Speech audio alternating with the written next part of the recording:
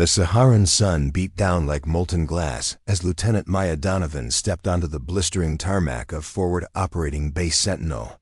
Her combat-worn boots pressed against asphalt that had been bleached white by relentless desert sun, and years of military aircraft exhaust. She wore a sand-colored tactical uniform cinched tight despite the crushing heat. Her shoulder-length copper hair secured beneath a regulation cap that trapped the desert wind like a sail. In her left hand, she gripped a worn tactical pack that had seen more conflict zones than most decorated officers.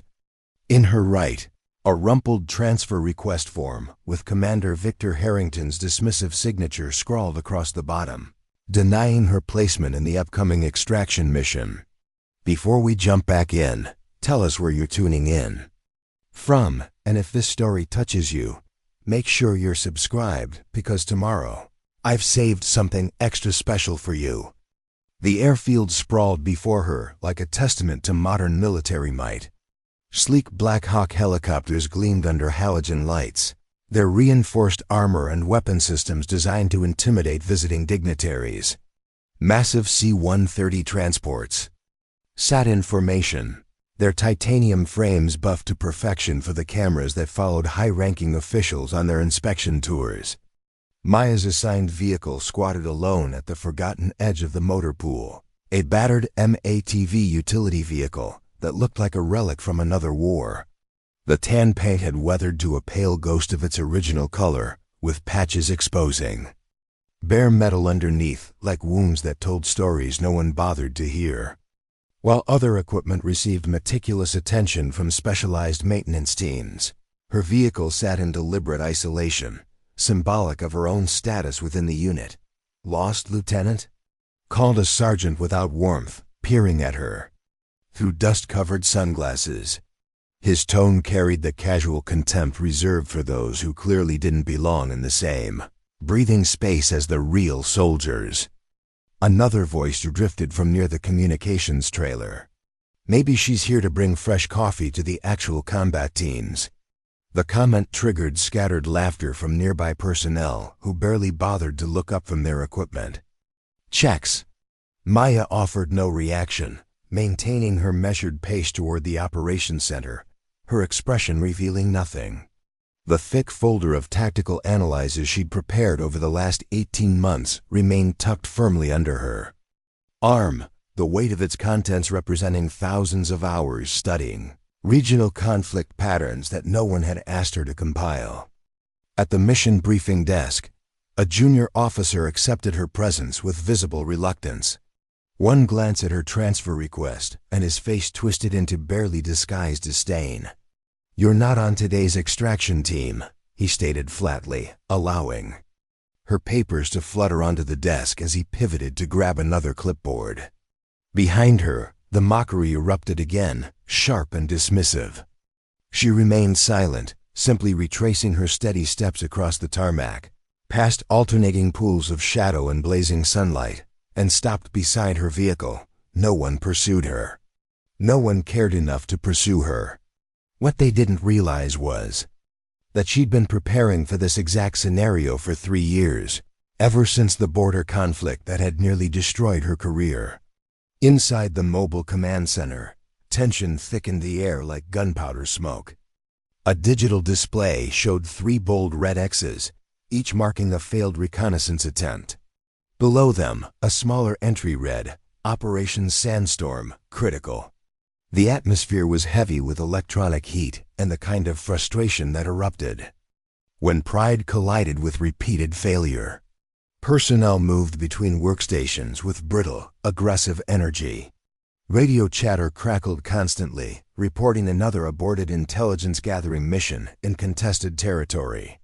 3 elite teams had attempted the dangerous reconnaissance, and 3 had returned with tales of impossible conditions and equipment malfunctions. Maya Donovan stood just inside the tent entrance, unnoticed for nearly 3 full minutes, until a communications specialist glanced up from his console. "If you're here for the supply coordination briefing, that's over at Operations 3, he said, gesturing toward another tent that sagged under the weight of bureaucratic indifference. "I'm here for the extraction team," she replied quietly. He blinked in confusion. "What extraction team?" "The one that's going to retrieve Commander Harrington." Commander Victor Harrington's voice sliced through the humid air like a blade. "Lieutenant Donovan." He was a man accustomed to absolute obedience, his uniform immaculate despite the oppressive heat, his bearing radiating the kind of authority that crushed dissent before it could form. "You're not cleared for combat operations. You're not authorized for extraction missions. Your request was denied this morning for reasons that remain valid." Maya extended her tactical analysis with updated terrain assessments. Harrington barely acknowledged it. "We've got qualified teams in preparation already.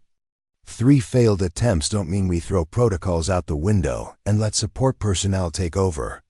Behind her, a captain in pristine tactical gear laughed. His custom unit patch gleamed over his chest pocket, and his confidence radiated. The arrogance of someone who'd never experienced genuine failure. "What's next?" he called out. "Bring out the cooks and mechanics. Administrative support reporting for duty." More laughter followed, nervous, relieved chuckling that gave the room something to focus on instead of confronting their mounting failures. But Maya had spent the last 3 years studying regional conflict patterns, memorizing tribal territories, and calculating extraction vectors that the standard intelligence teams couldn't process. She knew something they didn't. Preparing and narrating this story took us a lot of time, so if you are enjoying it, subscribe to our channel. It means a lot to us. Now back to the story. In that moment, Maya realized something that would fuel everything that followed. They weren't just dismissing her capabilities. They were terrified of what it might mean if the overlooked woman with the unconventional approach succeeded where their elite teams had failed. She placed her analysis on the edge of a folding table and walked out of the tent. Outside, storm clouds gathered on the eastern horizon, dark, menacing, and unforgiving. Time was running out for the intelligence team, now reported missing behind enemy lines. But Maya Donovan had spent her entire career being underestimated. Today, that would finally become her greatest weapon. The approaching sandstorm loomed closer as Maya sat on the hood of her MATV, observing the chaos unfolding around her. The base hummed with desperate energy as officers scrambled to find solutions to their impossible mission. 3 elite extraction teams had returned with reports of devastating weather conditions, hostile fire, and terrain too treacherous for standard vehicles or air support. Her leather-bound regional assessment guide lay open across her lap, its pages yellowed and dog-eared from years of constant reference.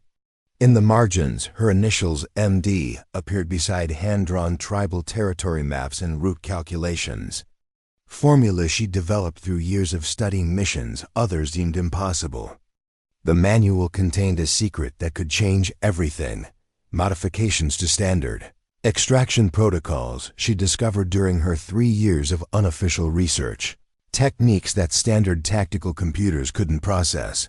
The vehicle around her bore the faded outline of an old unit emblem, and a series of custom reinforcements along the undercarriage had been installed, so precisely they felt like part of the original design under her fingertips. This vehicle wasn't just her assignment.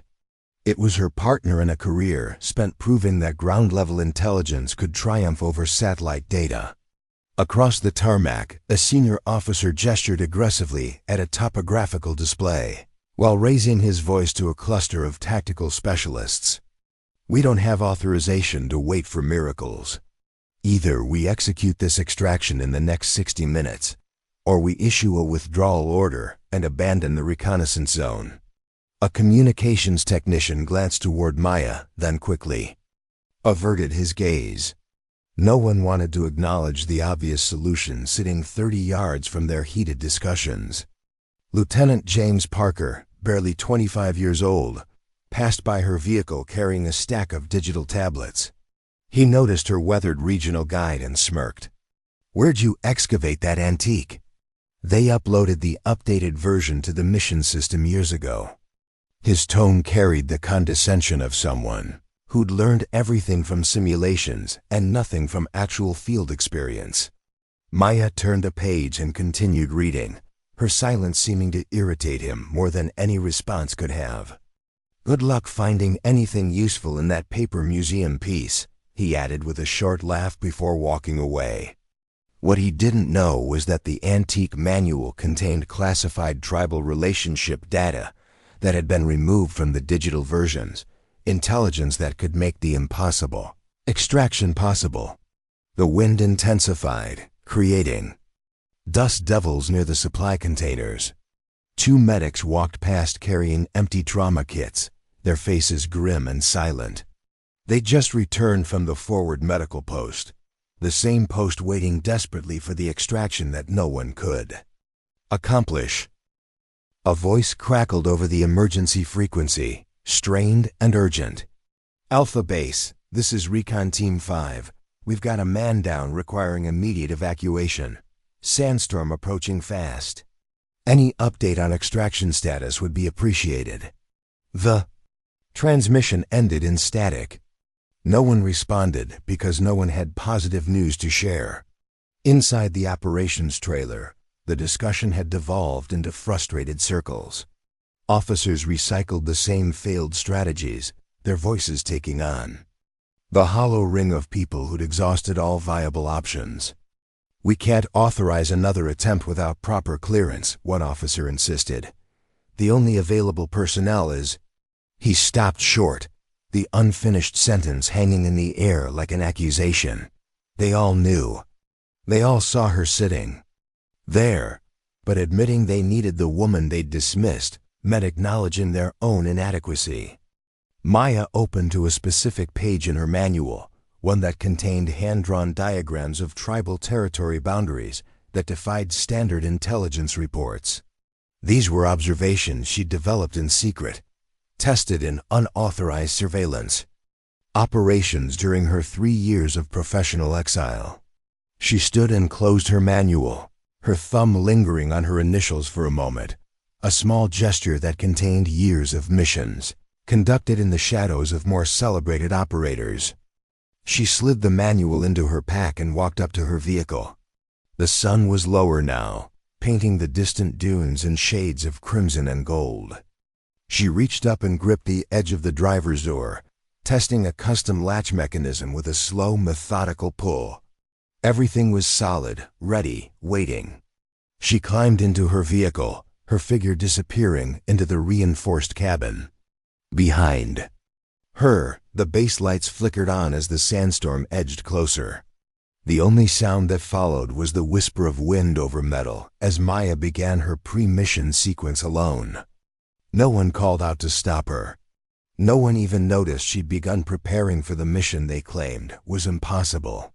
But in 15 minutes, when her engine roared to life without authorization, they'd finally understand what they'd been overlooking all along.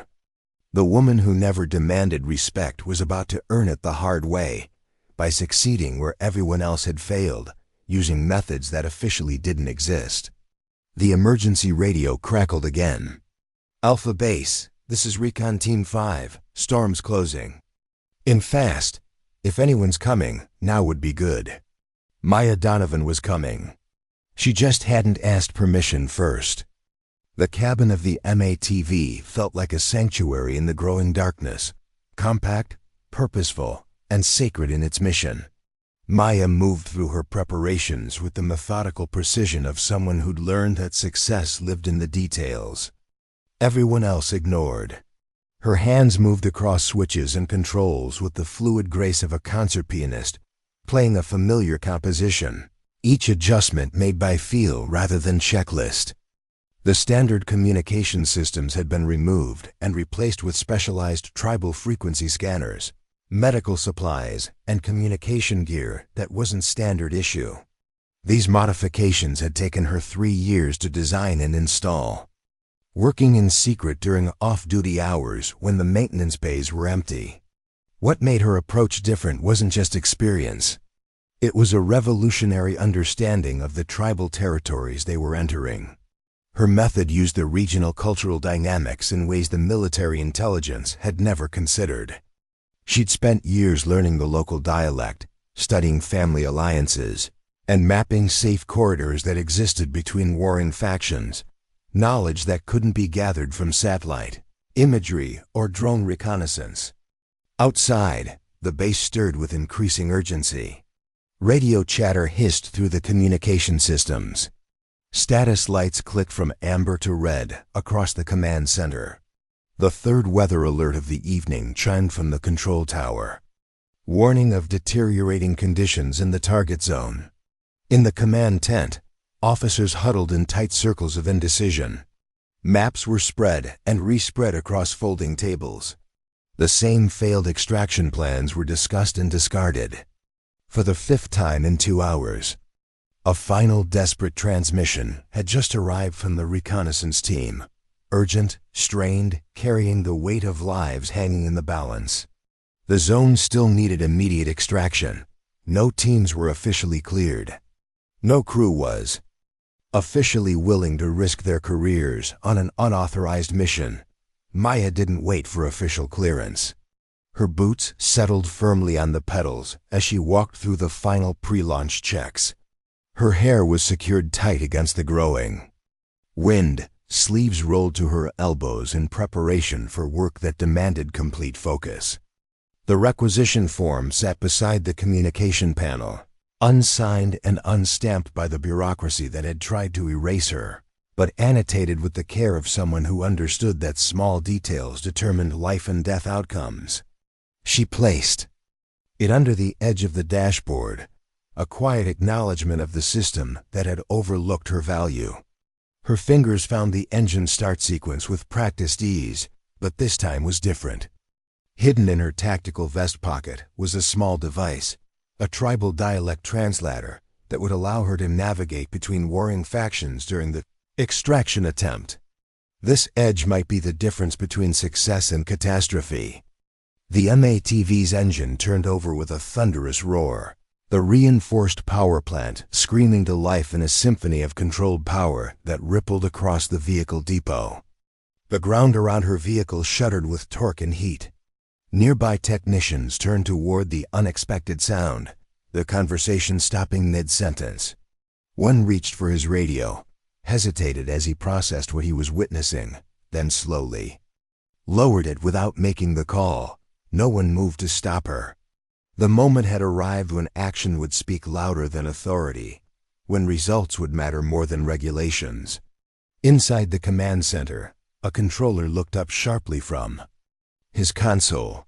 Is she actually moving that vehicle?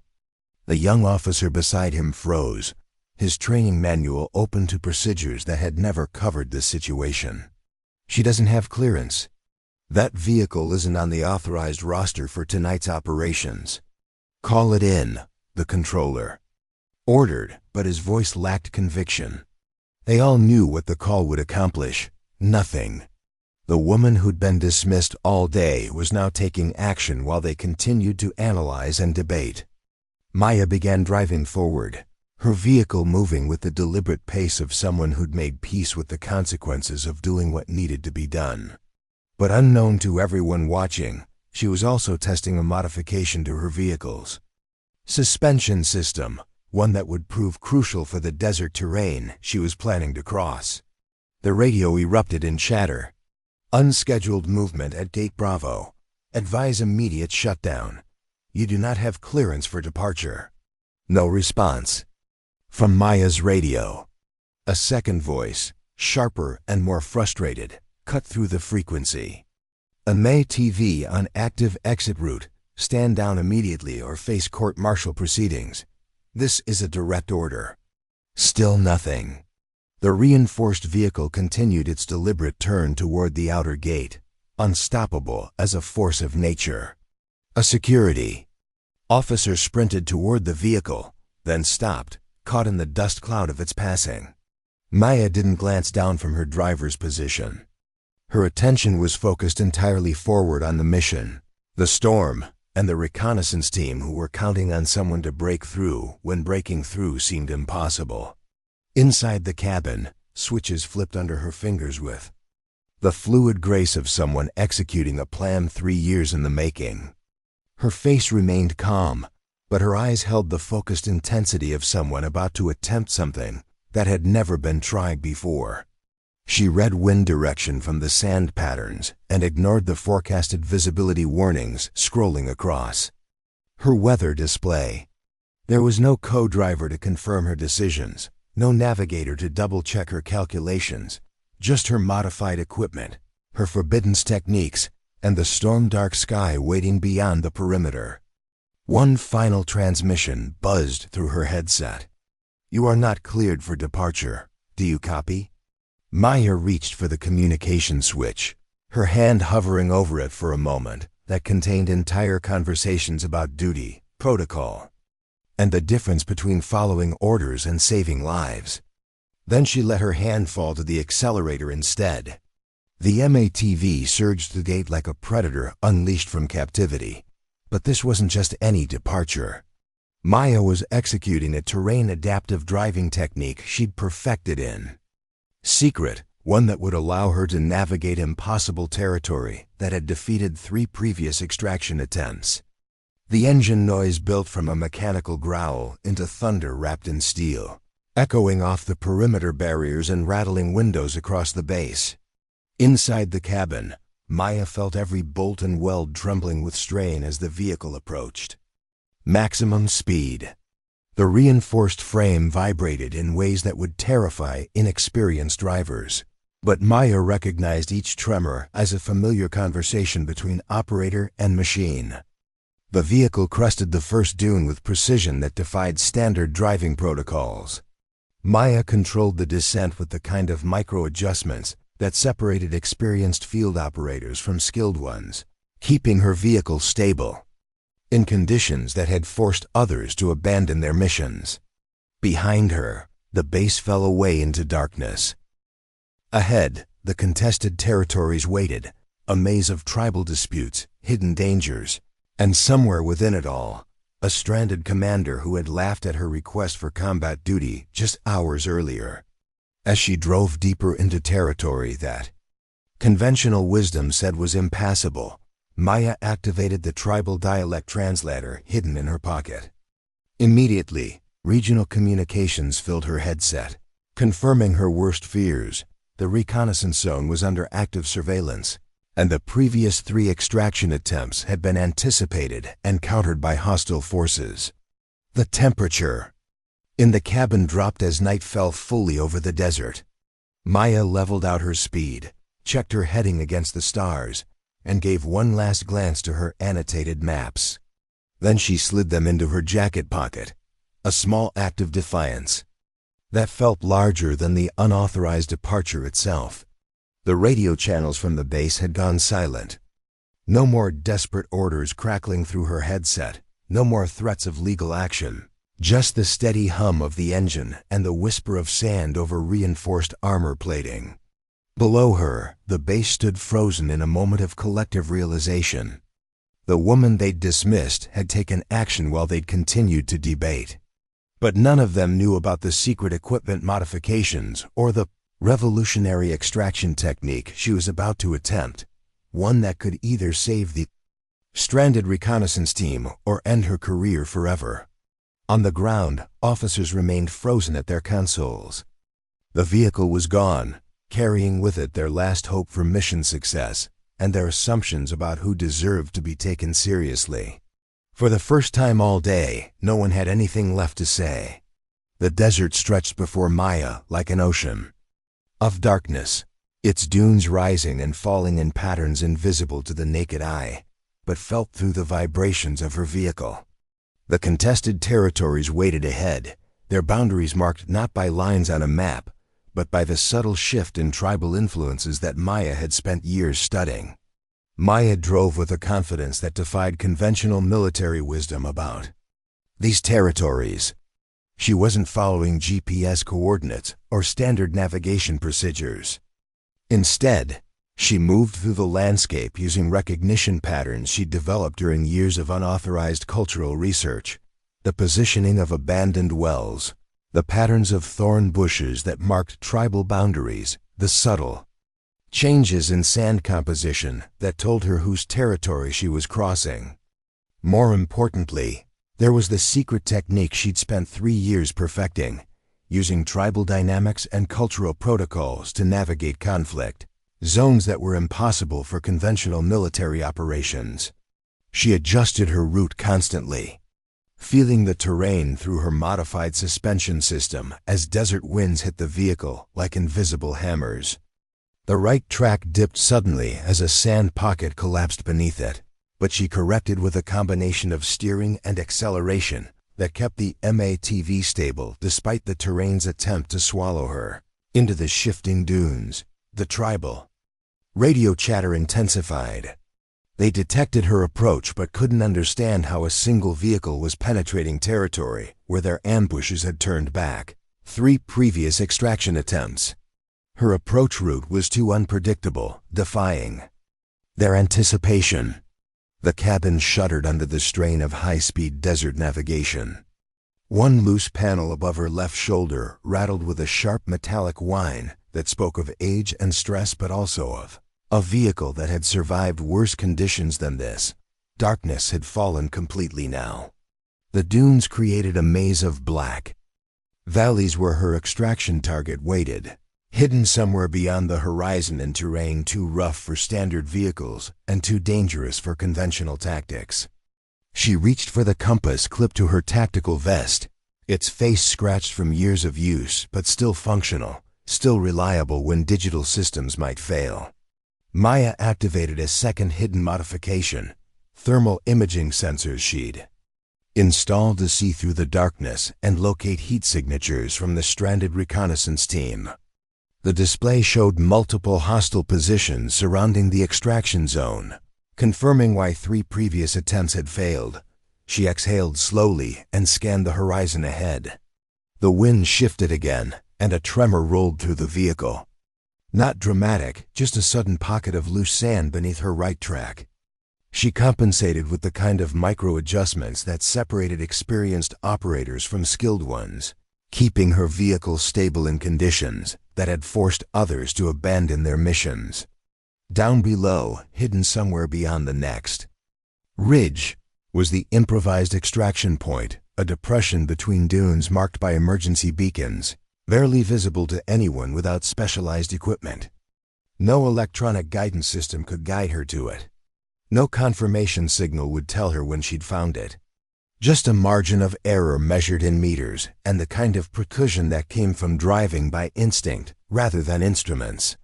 The tribal radio chatter revealed their growing confusion. Her approach was so unconventional that their defensive positions were all facing the wrong direction. She was using cultural boundaries to mask her approach in ways their tactical planning hadn't anticipated. She activated the sand traction system, the mechanism catching once before engaging with a mechanical groan that she felt through the vehicle's frame. The extraction zone materialized below her, barely visible heat signatures from the stranded reconnaissance team arranged in a defensive formation around a central figure who couldn't move without assistance. She could see muzzle flashes from hostile positions that had pinned down the team for 6 hours. Maya began counting backward from 10, her eyes locked on the terrain below, watching for the distinctive rock formation that marked her approach reference point. She adjusted her speed slightly, nose angled upward to crest the final dune, left track compensating for wind drift. 9. She touched the edge of her scratched compass, feeling its familiar weight against her tactical vest. 8. The hostile positions pressed close on both sides as Maya entered the final phase of her approach. 7. She placed her right hand on the communication controls, ready to signal the ground team. 6. The tribal radio chatter exploded with confusion. They could hear her engine but couldn't locate her position. Her approach angle was impossible according to their tactical assessments. 5. She pulled power back to minimum sustainable drive. using the MATV's unique modifications to navigate slower than any standard military vehicle would attempt in hostile territory. 4. The extraction zone appeared in her windscreen, a shallow depression surrounded by minimal cover. Barely large enough for the kind of extraction she was about to attempt. 3. She could see the heat signature of Commander Harrington being prepared for evacuation by his teammates. 2. This was the moment of truth. The revolutionary technique she'd perfected in secret was about to be tested under combat conditions. If it failed, she wouldn't survive to face court-martial proceedings. 1. The vehicle skidded into position with precision that defied standard driving protocols. The reinforced chassis absorbed the impact as she applied maximum braking, stopping in a distance that seemed impossible for a vehicle moving at that speed. As the engine idled, Maya activated her final secret weapon, a jamming device that would block hostile communications for exactly 8 minutes, enough time to load the casualties and escape before the enemy could coordinate a counterattack. The rear doors opened, and the wounded commander was carried aboard by his teammates with the desperate efficiency of people who'd been waiting to die until someone finally broke through. Maya kept the engine running, one hand on the gear shift, ready for immediate departure. From the driver's position, she could see hostile fighters converging on her location, but her jamming device had created confusion in their ranks. They were operating without coordination, giving her the window she needed. The last team member was loaded, the doors sealed. Maya engaged the drive system and began her escape route on terrain that no training manual said was possible for military vehicle operations. The MATV accelerated away from the extraction point like a desert ghost rising from impossible circumstances. She'd succeeded where 3 elite extraction teams had failed, using techniques that officially didn't exist and equipment modifications that would probably end her career. She climbed steeply away from the depression, feeling the vehicle respond with the grudging power of a machine that had been asked for one more impossible effort. Behind her, the hostile positions erupted in frustrated gunfire aimed at a vehicle that was already beyond their reach. The wounded commander would live, the mission was complete. And Maya Donovan had just proven that being underestimated could be the greatest tactical advantage of all. Below her, the contested territories fell away into darkness. Above her, stars appeared as she cleared the last ridge, revealing a night sky that had been hidden by dust clouds. She touched the edge of the steering wheel where the material had been worn, smoothed by countless hands, a small gesture that connected her to every operator who'd ever driven into impossible places and found a way to bring everyone home. For a moment, she allowed herself a small smile. She'd just executed the most unconventional extraction mission in recent military history, and officially, it had never happened. Then she shifted gears, leveled out at cruising speed, and began the journey home. Behind her, wounded personnel received emergency medical treatment in the cargo area. Ahead of her waited a base full of people who would finally understand what they'd been overlooking all along. The woman who never demanded respect had just earned it in the most definitive way possible, by succeeding when success seemed impossible, using methods that challenged everything they thought they knew about tactical operations in contested territories. The first radio transmission came through clear and urgent, a medic's voice speaking from the rear compartment with the professional calm of someone who'd learned not to get excited about miracles until they were confirmed. Alpha Base, this is Recon Team 5, all personnel successfully extracted. Commander is stable and receiving medical treatment.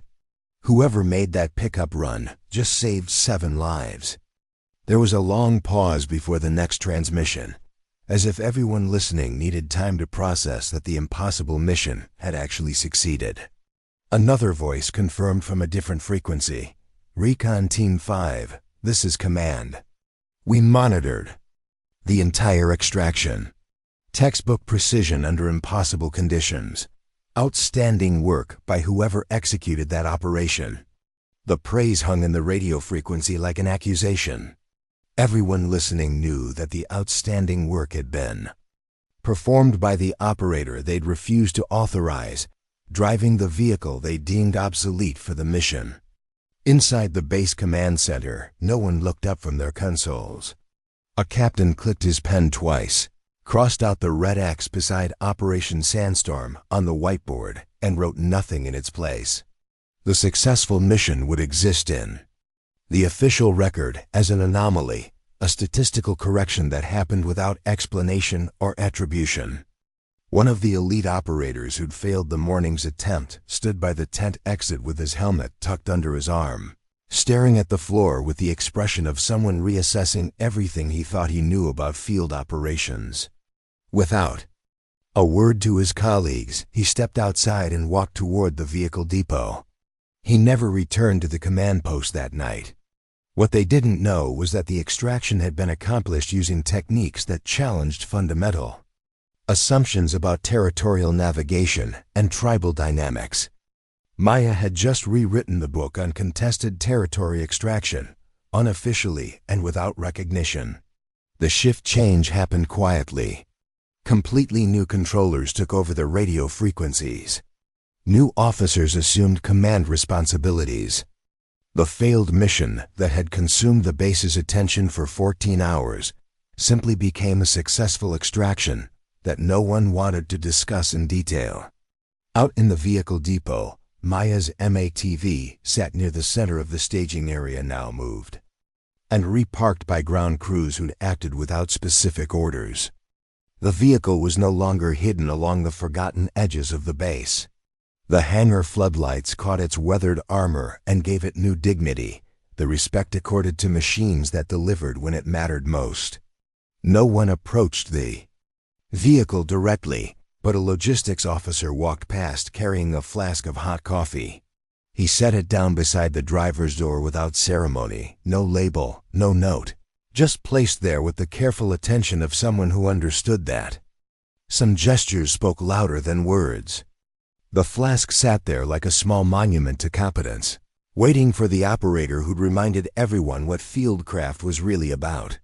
But hidden underneath it was something else, a folded piece of paper with handwritten, tribal territory notes for the region north of their current position. Someone had been watching, learning, documenting. Maya sat on the hood of her battered MATV in the fading desert light, watching as the base erupted into controlled chaos around her. The rescue operation to extract Commander Harrington stranded. Reconnaissance team had consumed all resources, yet yielded nothing but failure. She flipped through her handcrafted field manual, each page bearing witness to years of careful observation and unrecognized expertise. The vehicle beneath her wasn't merely assigned equipment. It represented everything about her career. Overlooked, undervalued, but secretly modified and improved through countless hours of dedication when no one was watching.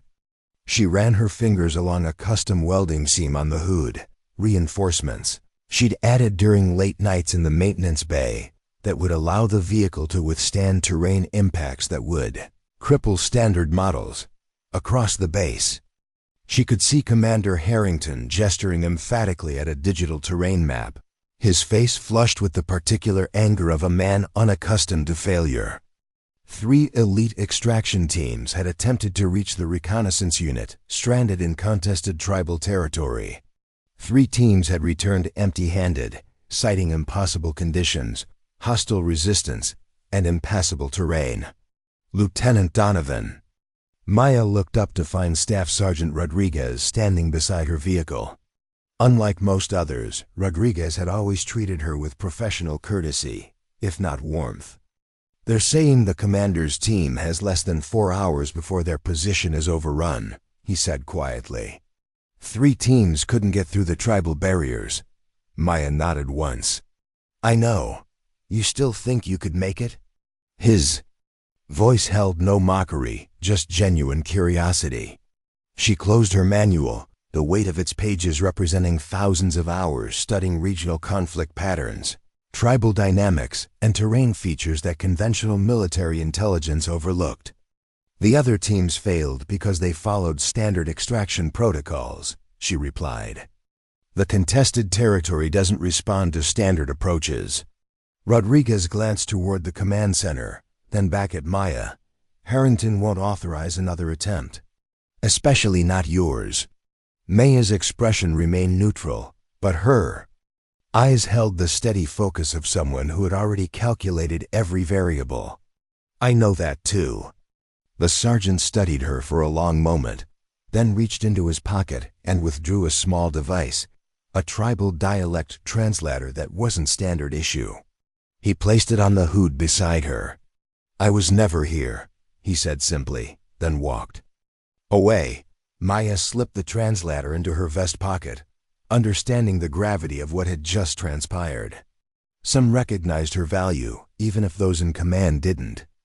Lieutenant James Parker strode past, his pristine tactical gear spotless despite the swirling desert dust. He paused when he noticed her studying her maps. Still planning your imaginary rescue mission? He asked, his voice dripping with condescension. Command already authorized emergency protocol 5-7. We're cutting losses and declaring the team compromised. Maya looked up sharply. They're abandoning the extraction? Parker shrugged with the casual indifference of someone who had never been abandoned in hostile territory. Can't risk more personnel on a lost cause, especially for a commander who violated operational boundaries.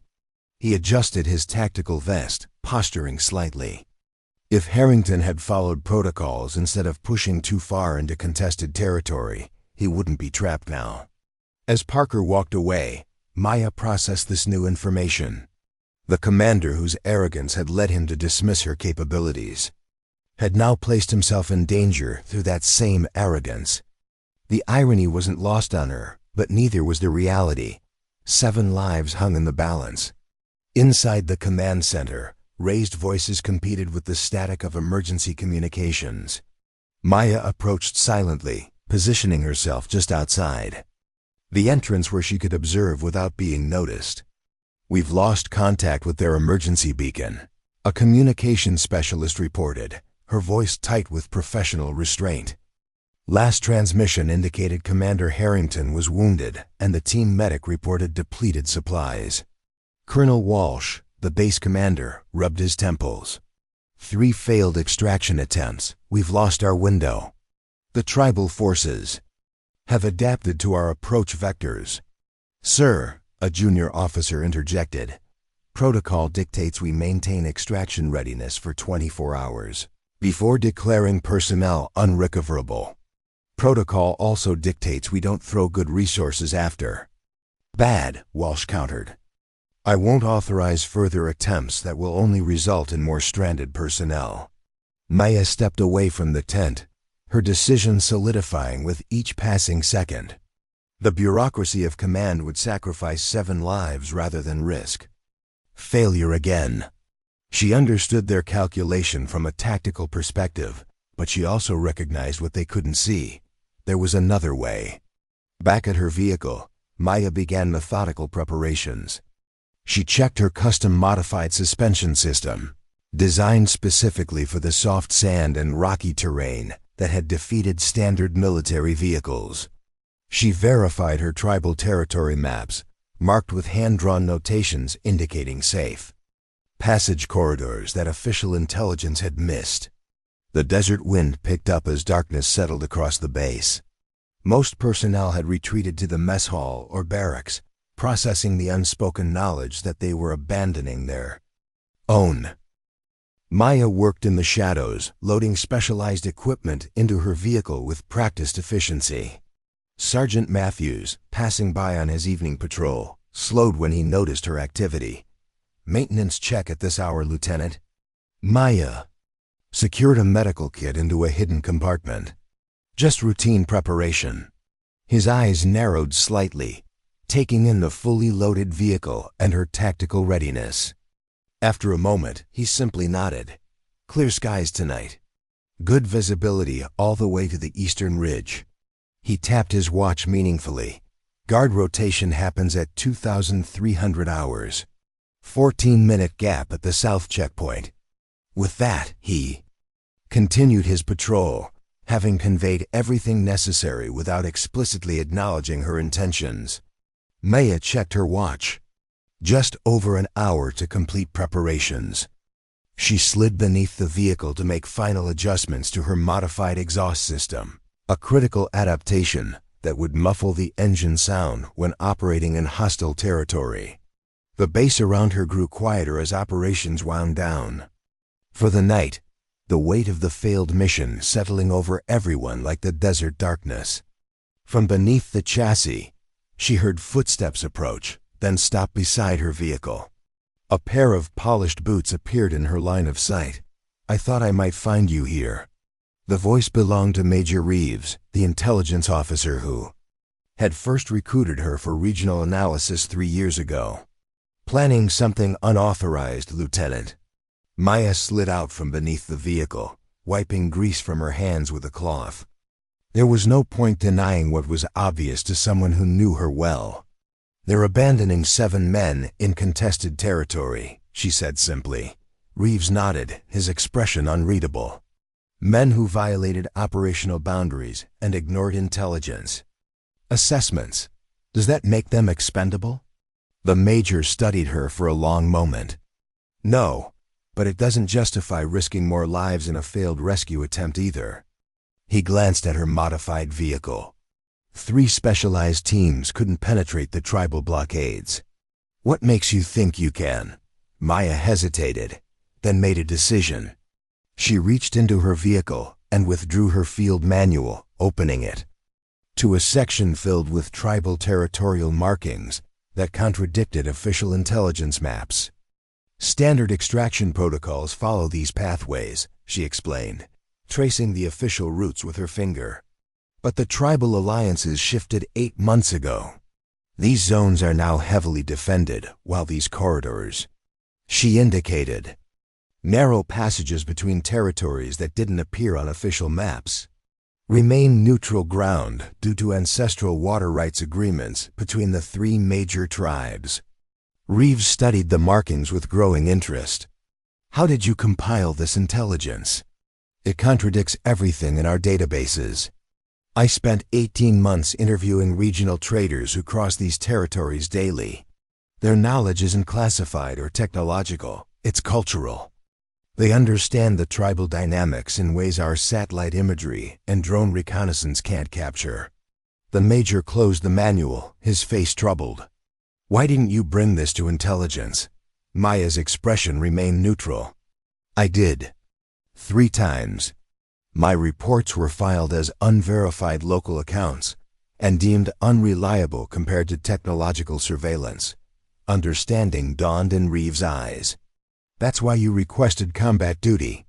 You weren't trying to prove yourself. You were trying to implement your intelligence on the ground." "Knowledge is only valuable when applied," she replied. Reeves handed the manual back to her, his decision made. "I was never here, Lieutenant.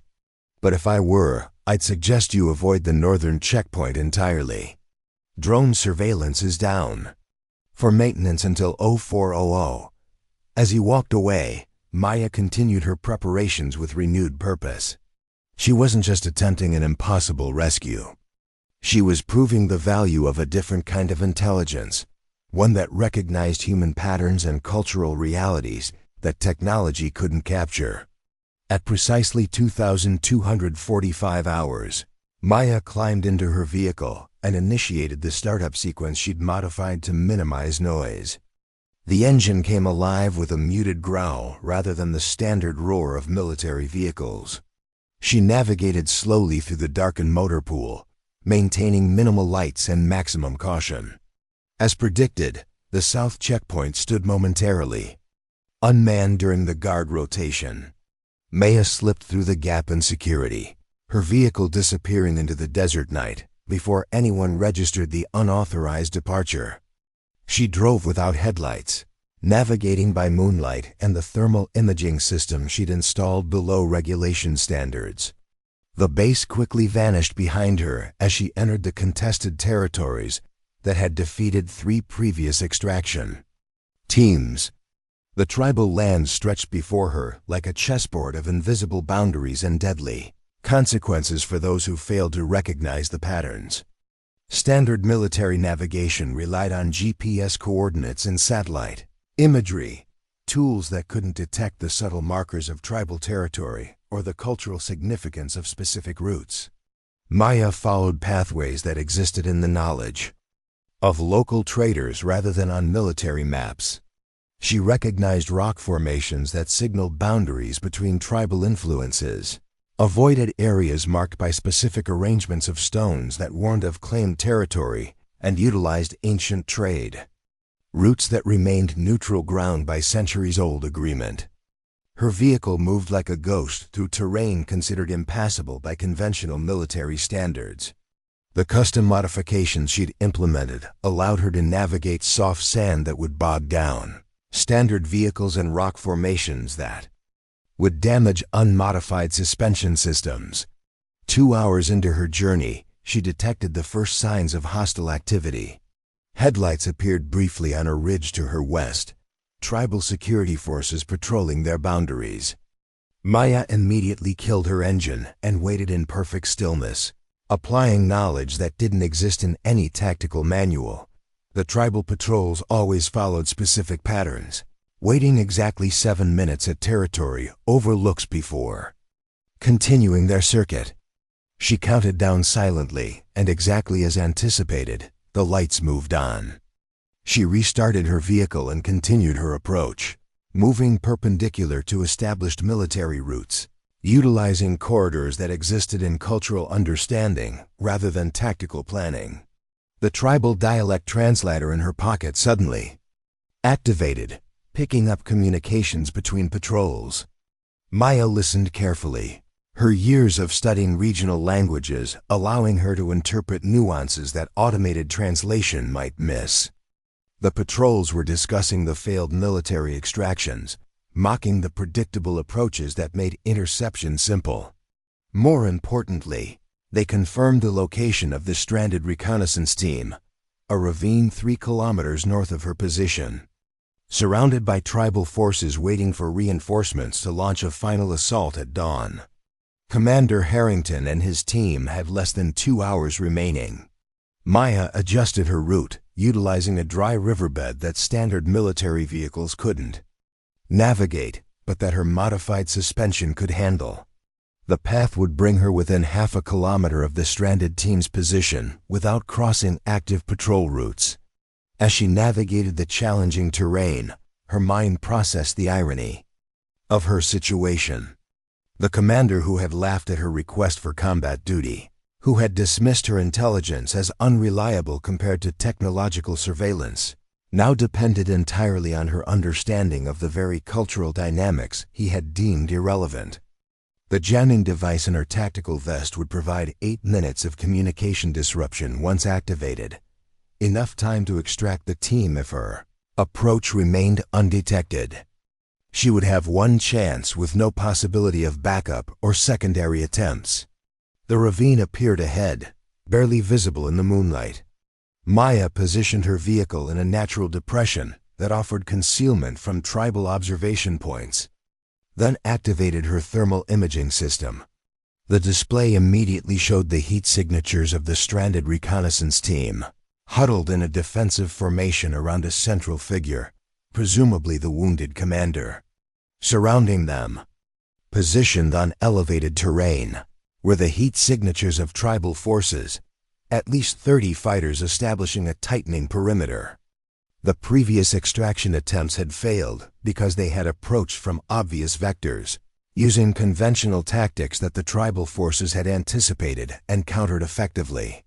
Maya would approach from the one direction considered impossible by both military and tribal tacticians, through a narrow ravine passage, traditionally considered sacred ground and therefore left unguarded. Her research had revealed this cultural blind spot, a gap in security based not on tactical oversight, but on cultural assumptions invisible to standard military intelligence. She checked her equipment one final time, confirming her medical supplies, an extraction harness, The ravine walls would prevent vehicle access to the team's exact position. She would need to proceed on foot for the final extraction, then return to the vehicle for escape. The moment of commitment had arrived.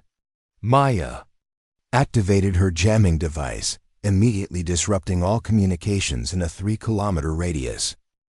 She accelerated through the narrow passage, her vehicle handling the impossible terrain with the specialized modifications she'd implemented over 3 years of preparation for exactly this type of scenario.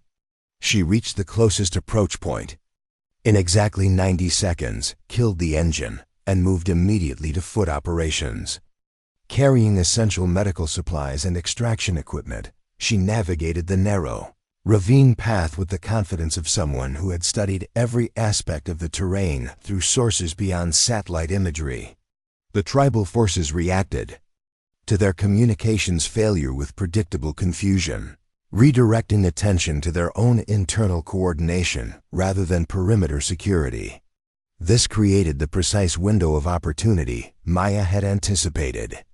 She reached the stranded team's position 4 minutes into the communications blackout.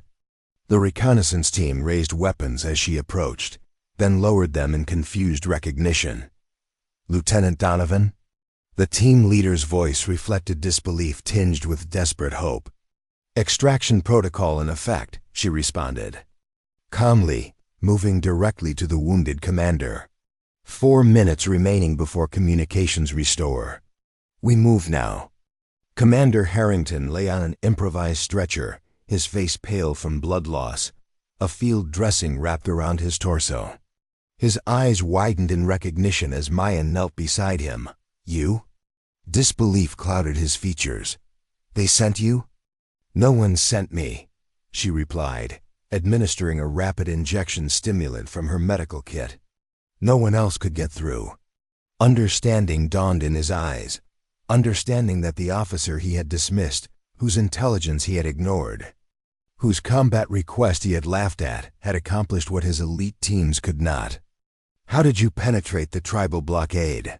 he asked, his voice weak but professional curiosity overriding personal pride. "I used intelligence that wasn't in your database," she answered simply, securing his stretcher with modified harnesses. "Cultural patterns, not tactical ones." The team mobilized with the efficiency of trained operators, recognizing their only chance for survival. They abandoned non-essential equipment and followed Maya's lead without question. Their previous skepticism evaporated in the face of her demonstrated competence. Maya navigated them through the narrow passage that had allowed her approach, utilizing knowledge that existed in local understanding rather than military mapping.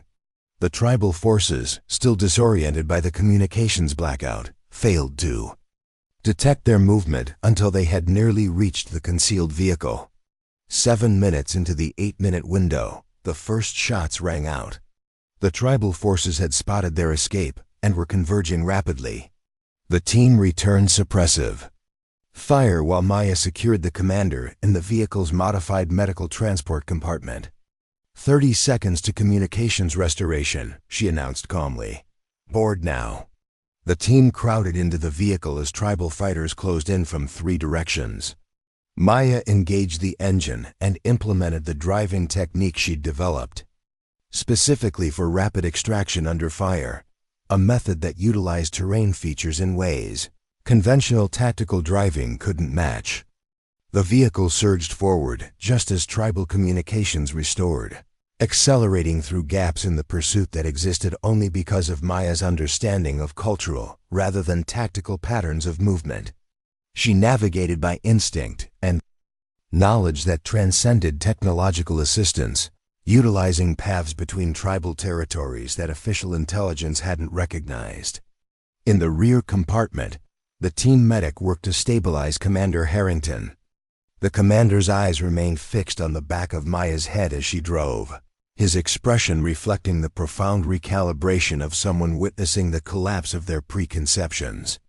"Your intelligence reports," he said finally, his voice steadier as the stimulant took effect. "About the tribal territories, I dismissed them. Maya navigated around a rocky outcropping that would have blocked conventional vehicles. Yes, you were right. She maintained her focus on the treacherous terrain ahead. Yes. No further. Acknowledgement was necessary. The fact of their extraction spoke more eloquently than any validation could. Dawn broke over the desert as Maya navigated the final approach to the base perimeter. She had maintained communication silence throughout the extraction, knowing that any transmission might compromise their escape route for future operations. The base would have no warning of their arrival, no preparation for the miracle of 7. Operators returned from a mission deemed unrecoverable. As they approached the checkpoint, Maya finally activated her communication system. Alpha Base, this is Sierra Actual. Requesting medical support at South Entrance. 7 personnel recovered, 1 with critical injuries. The stunned silence that followed lasted several seconds before the radio erupted with activity. By the time they reached the gate, a full medical team waited in formation, along with the base command staff whose expressions betrayed the disbelief of witnessing the impossible made manifest. Colonel Walsh stepped forward as Maya's vehicle came to a stop. His face registered a complex mixture of emotions: relief at the recovered personnel, confusion at the means of their recovery, and the particular discomfort of a commanding officer confronting a subordinate's success against direct orders. "Lieutenant Donovan," he began, his tone carefully measured. "You departed base without authorization." "Yes, sir." Maya maintained the same calm professionalism that had characterized her entire career. "I identified a viable extraction route that previous attempts had overlooked." The medical team rushed to transfer Commander Harrington to a proper stretcher. Despite his injuries, he raised himself on one elbow, locking eyes with Colonel Walsh. "Colonel," he stated clearly, his voice carrying the weight of command despite his condition. "Lieutenant Donovan's unauthorized action saved 7 lives, including mine. Her intelligence on tribal territories proved more accurate than our official assessment. I recommend immediate commendation." Walsh's expression shifted slightly as he processed this unexpected advocacy from a commander known for his rigid adherence to hierarchy and protocol. "We'll discuss appropriate recognition after debriefing," he replied carefully. "For now, medical attention is the priority."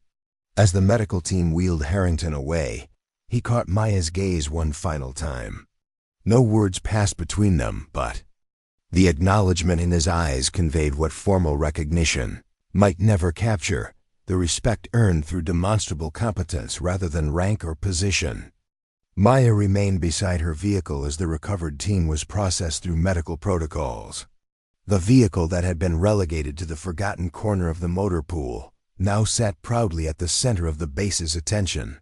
Its modified systems and custom adaptations suddenly objects of intense interest rather than administrative oversight.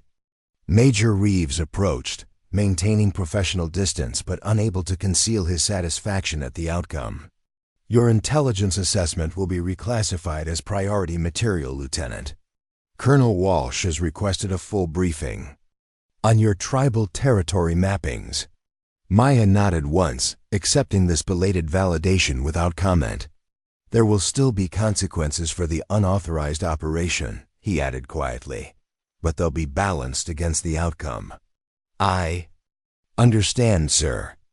As the major walked away, Maya noticed a small group of junior officers gathered near the command center, studying her with new expressions, not the dismissive glances she had grown accustomed to, but the particular attention reserved for those who had accomplished the impossible. Lieutenant Parker, whose condescension had been so pointed just hours earlier, approached with the careful recalibration of someone forced to confront their misjudgment. He stopped several paces away, professional courtesy warring with personal pride. "Your vehicle modifications," he began awkwardly. "They allowed navigation through terrain our standard equipment couldn't handle." "Correct." Maya maintained her typical economy of expression. He shifted his weight, struggling to formulate his next question. "Would you Would you be willing to provide specifications to the motor pool for potential implementation in other vehicles? The request represented more than technical curiosity. It was acknowledgement that her expertise, previously dismissed as irrelevant, now warranted serious consideration. "I'll prepare detailed documentation," she replied simply. As Parker walked away, Maya turned back to her vehicle. The battered May TV that had been the object of mockery now stood as physical proof of what became possible when innovation transcended conventional limitations. The vehicle hadn't changed, only the perception of those viewing it. She began the methodical process of post-mission maintenance, checking systems and documenting performance metrics with the same careful attention that had characterized her entire approach to military service. Recognition might come in official forms, but the true validation existed in the 7 lives returned from contested territory against impossible odds. 3 days after the extraction, Maya stood in the doorway of the base hospital's recovery wing. The medical staff moved with the practiced efficiency of professionals who had witnessed both miracles and tragedies with equal frequency. Through the half-open door of the last room, she could see Commander Harrington propped up against white pillows, his face still pale but his eyes alert as he reviewed documents on a tablet. She hadn't visited him since the extraction. There had been debriefings to complete, intelligence reports to formalize, vehicle specifications to document, the bureaucratic aftermath of success that consumed more time than the mission itself. But there was another reason for her absence. Some victories needed distance to be properly processed, especially by those whose worldview had been fundamentally challenged. Maya knocked once on the doorframe. Harrington looked up, his expression shifting from concentration to something more complex, the particular discomfort of a proud man confronting the person who had both saved his life and shattered his preconceptions. "Lieutenant Donovan," he acknowledged, setting aside his tablet. "I was beginning to think you were avoiding me." "Just completing the required documentation, sir." She remained in the doorway, maintaining professional distance. He gestured to the chair beside his. "Bed, that wasn't a reprimand, Lieutenant. Please, sit." Maya crossed the room and took the offered seat, her posture remaining as precise as her tactical planning had been. A silence stretched between them, not uncomfortable, but weighted with unspoken recognition. "I've reviewed your complete intelligence file," Harrington said finally. 3 years of regional analysis, cultural mapping, vehicle modifications. He paused, choosing his next words carefully.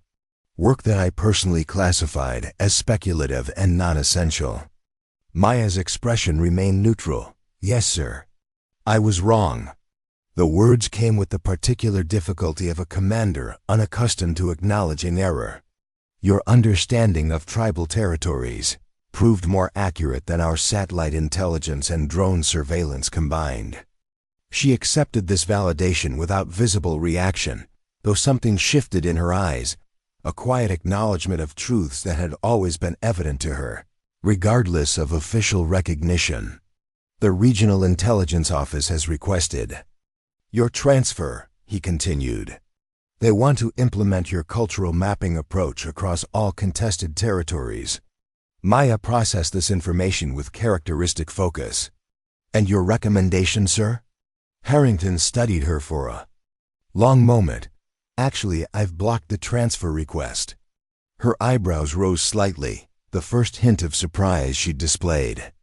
"Not because your methods don't deserve wider implementation," he clarified, "but because I've submitted a different proposal." He reached for a folder beside his bed and extended it to her. "I'm establishing a specialized extraction unit under Joint Special Operations Command. Unconventional approaches, cultural intelligence integration, modified equipment protocols." Maya accepted the folder but didn't immediately open it. "I've recommended you for command," Harrington finished. Now genuine surprise registered in her expression. "Sir, I'm a lieutenant with no official combat experience." A wry smile touched his lips. As of 0800 this morning, you're unauthorized. Extraction has been reclassified as a sanctioned special reconnaissance operation. Congratulations, Captain Donovan. Your promotion paperwork is processing through channels. Maya opened the folder, scanning the documents that formalized everything she had spent years developing in isolation: cultural intelligence protocols, vehicle modification specifications, terrain navigation techniques that transcended conventional military approaches. The unit will have operational autonomy, Harrington continued. Direct reporting line to theater command, bypassing standard approval channels. She looked up from the documents. Why? It was a simple question that cut to the heart of his transformation, from dismissing her capabilities to championing her approach. Harrington's expression grew serious.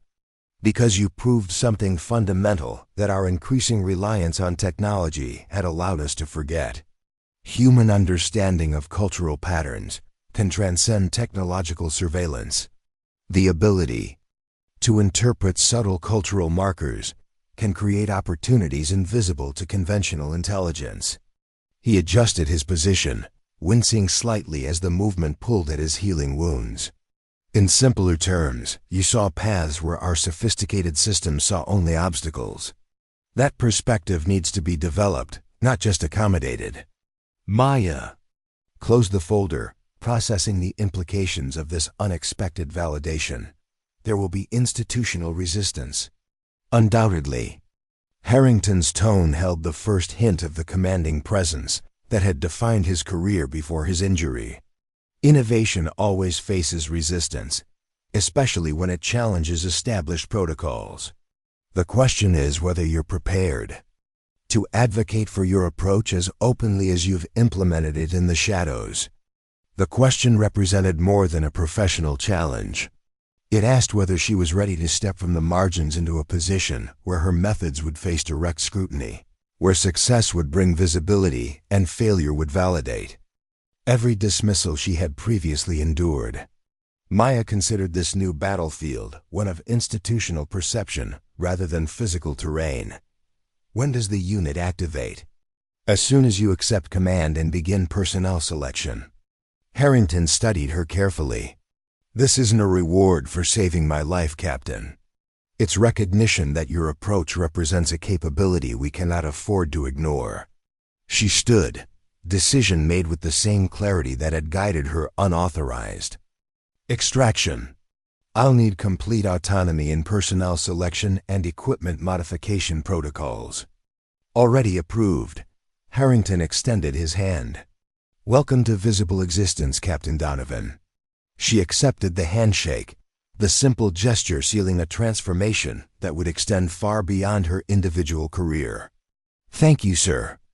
As Maya exited the hospital, the base appeared transformed through her new perspective. Personnel who had previously looked past her now tracked her movement with expressions, ranging from curiosity to newfound respect. Word of her promotion and command assignment had spread through official and unofficial channels, creating ripples of reaction that revealed the complex social ecosystem of military hierarchy. Near the vehicle depot, a small group of maintenance specialists gathered around her modified Mod ATV, studying its custom adaptations with professional interest rather than dismissive skepticism.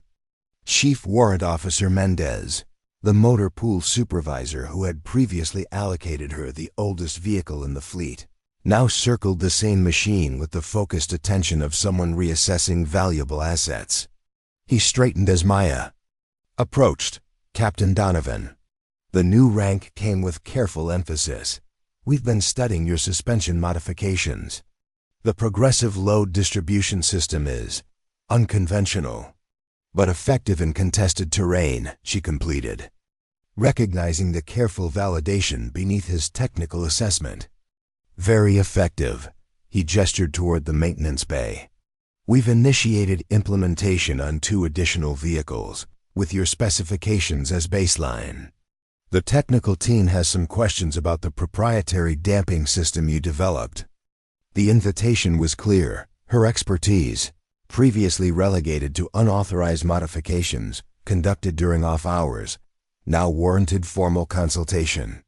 Maya followed him into the maintenance bay, where 3 junior specialists immediately straightened to attention. At ease, she instructed, moving directly to the partially disassembled suspension system they had been examining. The key adaptation isn't the components themselves, but their integrated response pattern. For the next hour, Maya guided the Keitha maintenance team through the technical innovations she had implemented over 3 years of solitary development.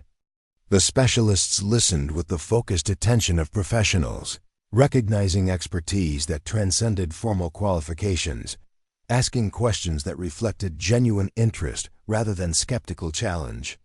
As the technical briefing concluded, Chief Mendez cleared his throat. "We've received authorization to establish a dedicated modification bay for your unit's equipment needs.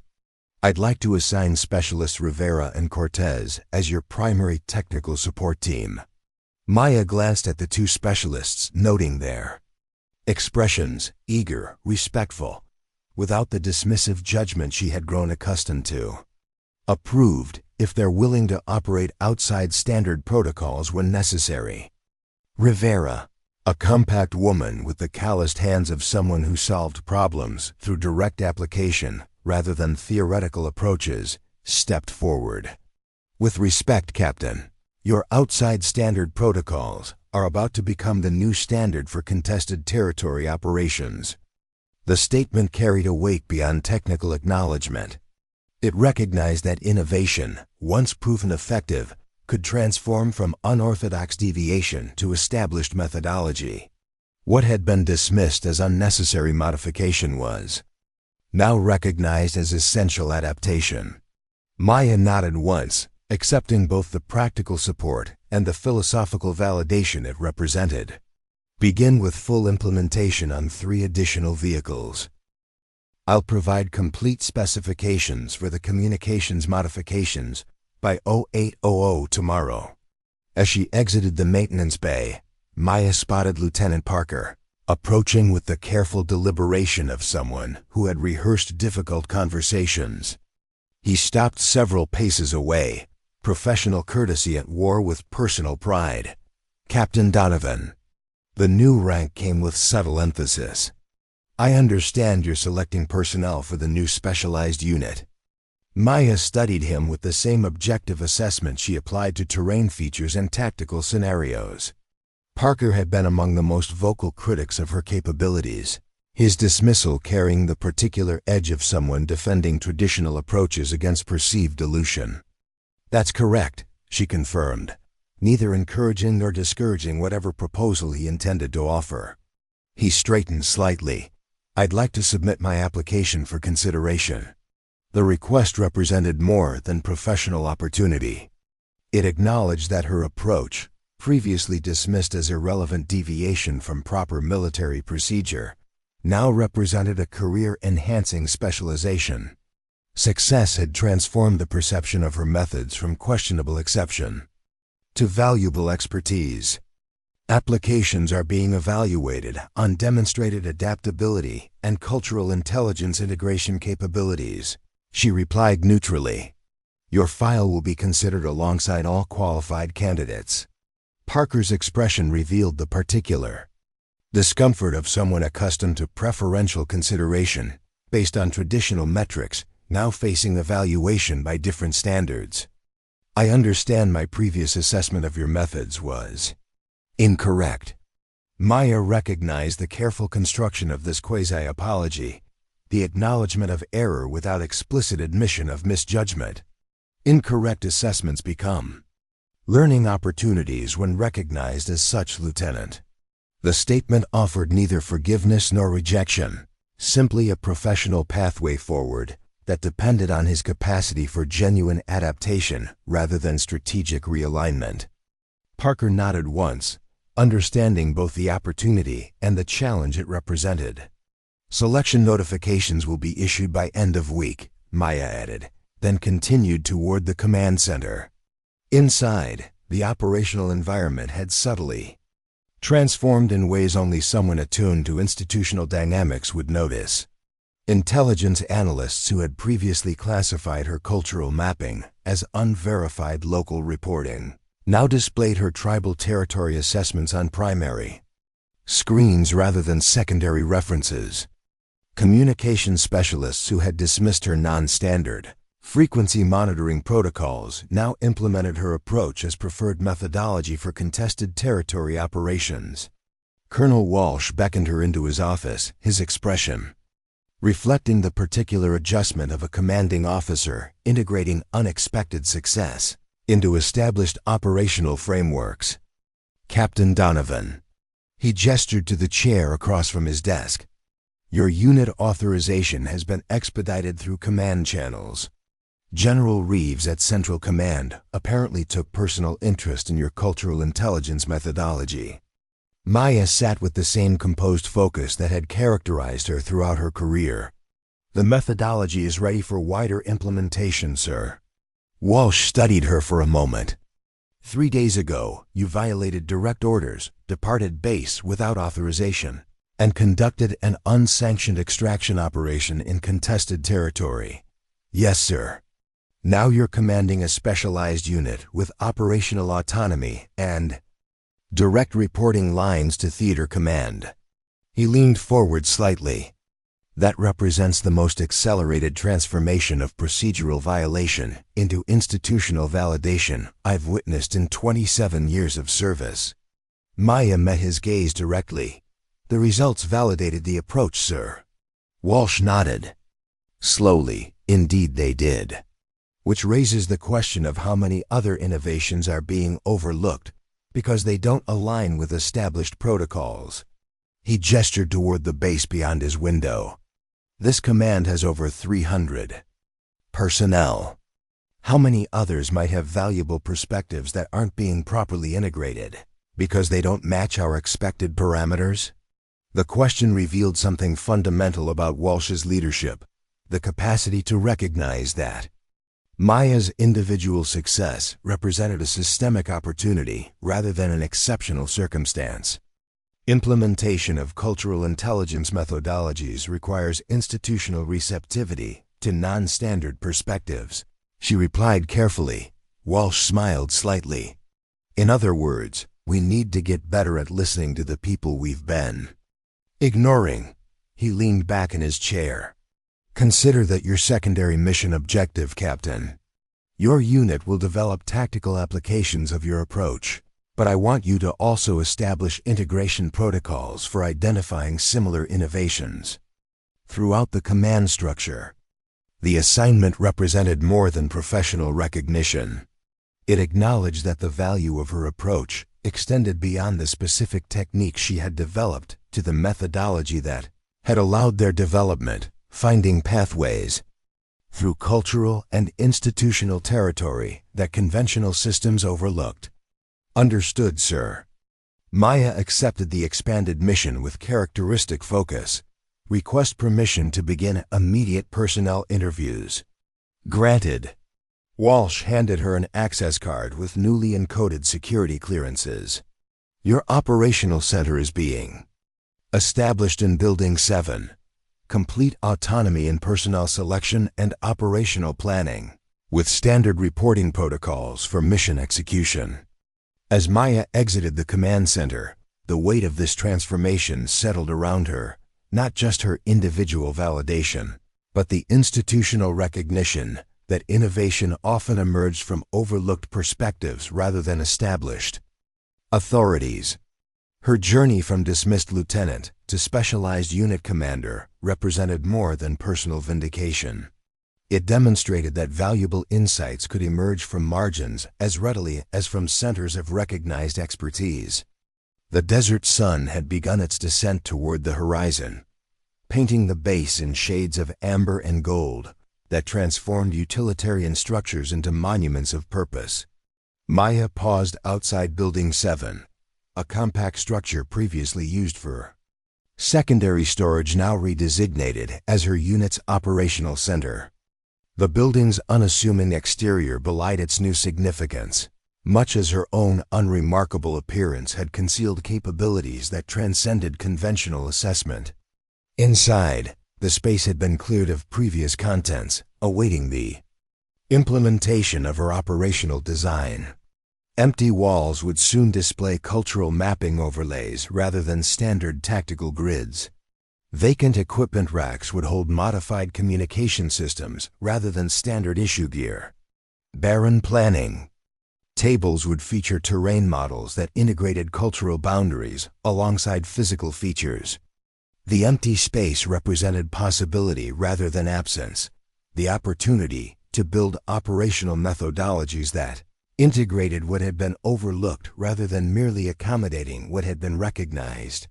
Maya moved through the building with measured steps, envisioning the implementation of approaches she had developed in isolation, now expanded through collective application.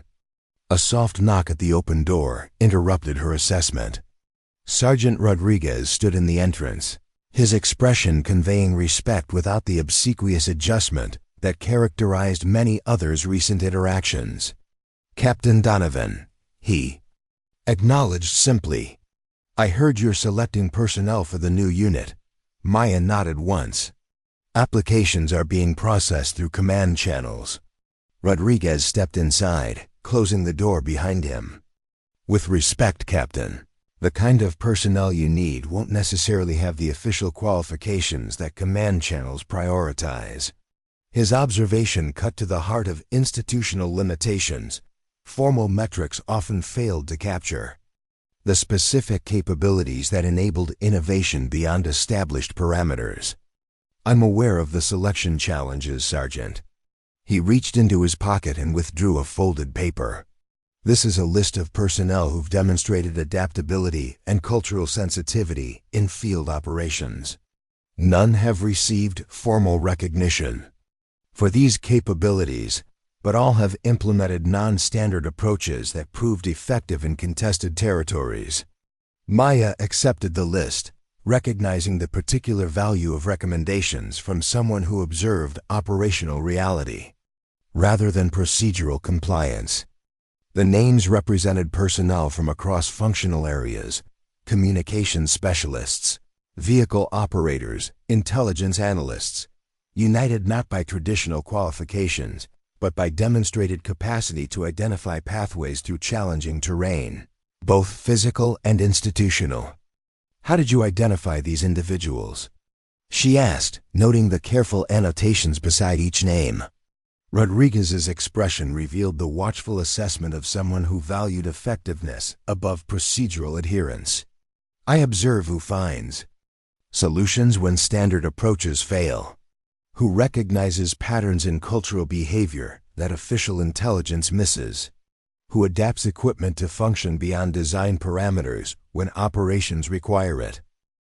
In other words, he had identified others like Maya, personnel whose capabilities transcended their official recognition, whose effectiveness emerged from perspective rather than position. "Thank you, Sergeant." She studied the list more carefully. "I assume you're submitting your own application as well." A slight smile touched his features. "I believe my application was just accepted, Captain."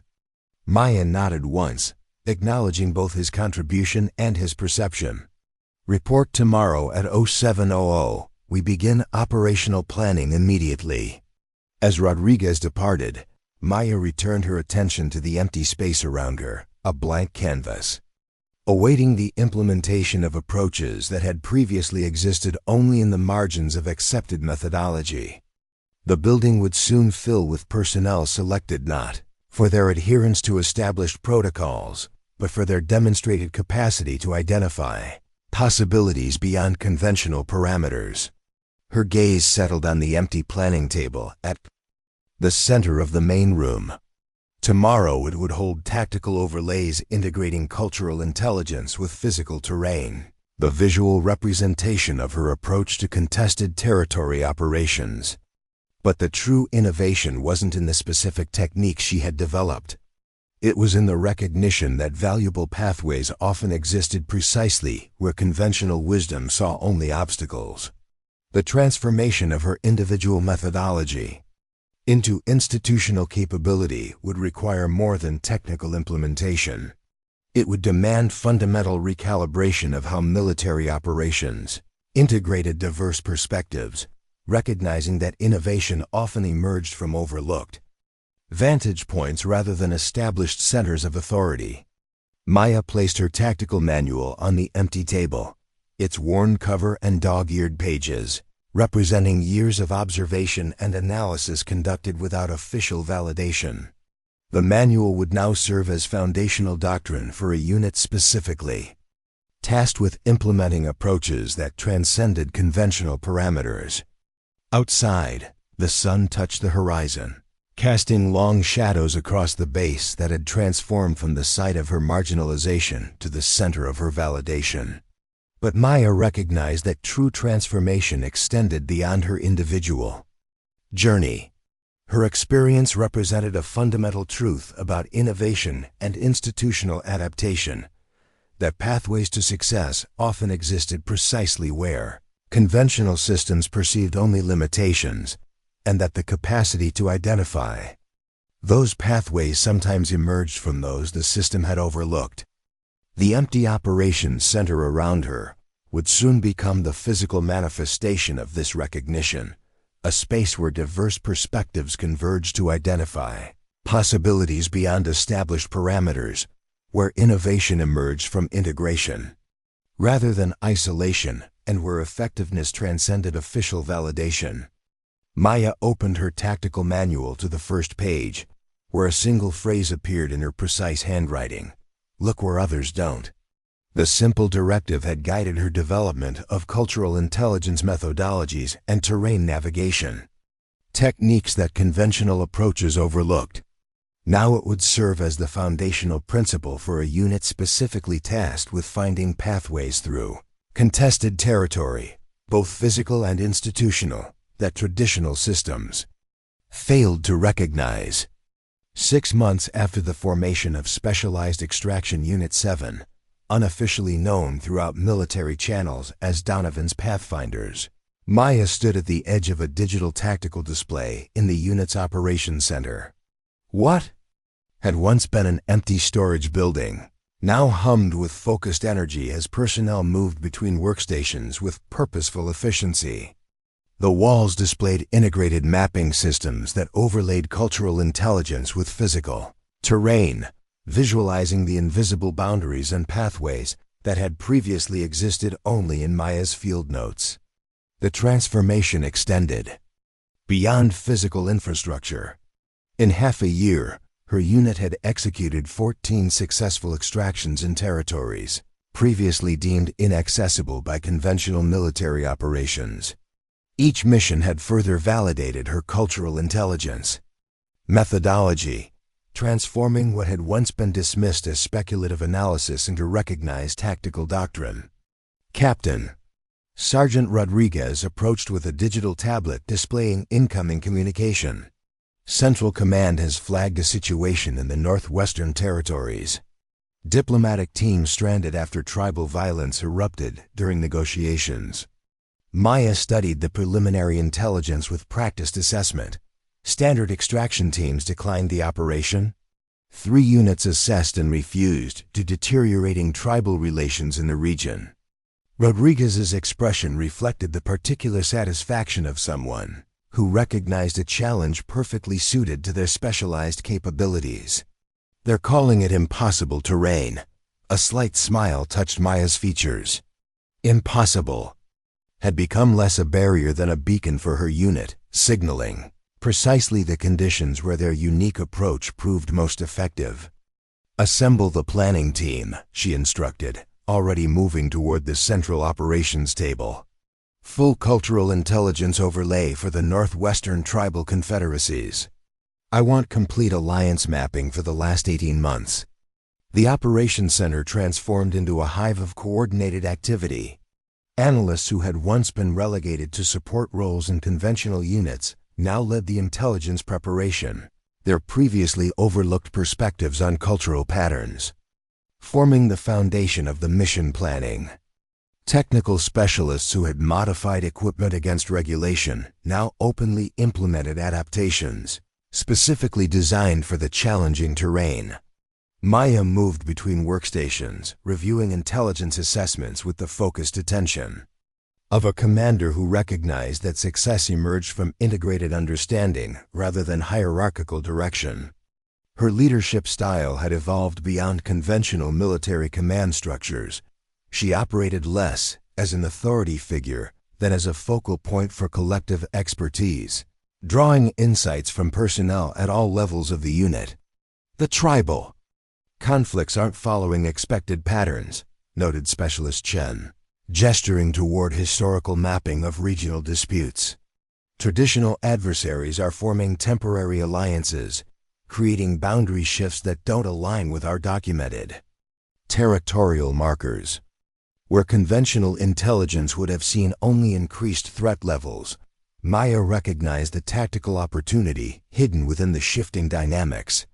Cross-referenced the alliance patterns with water access points affected by the recent drought conditions. Chun's expression shifted from confusion to understanding as she implemented the analysis. The tactical display refreshed, revealing a pattern invisible to standard assessment protocols. The tribal conflicts weren't driven by traditional territorial disputes, but by resource competition intensified by environmental pressure. The alliances are forming around water access, Chun confirmed, highlighting newly revealed patterns, creating neutral corridors between previously contested territories. Those corridors are our extraction route, Maya concluded, identifying the pathway that conventional intelligence had overlooked. The diplomatic team can be extracted through territories that appear contested on standard mapping but function as cooperative zones due to shared resource dependencies. Around the planning table, her team processed this insight with the particular focus of specialists who recognized that perception often created opportunities where conventional analysis saw only obstacles. What standard intelligence interpreted as heightened danger actually created specific pathways through seemingly impenetrable social terrain. Vehicle modifications for the northwestern approach. Maya directed toward the technical section, where Chief Rivera had already begun adaptation protocols, implementing terrain-specific suspension calibration and dust filtration systems, adapted for the alkaline content in the regional soil composition. Rivera confirmed without looking up from her work. Specialized cooling systems for electronics to handle the temperature differentials between day and night operations.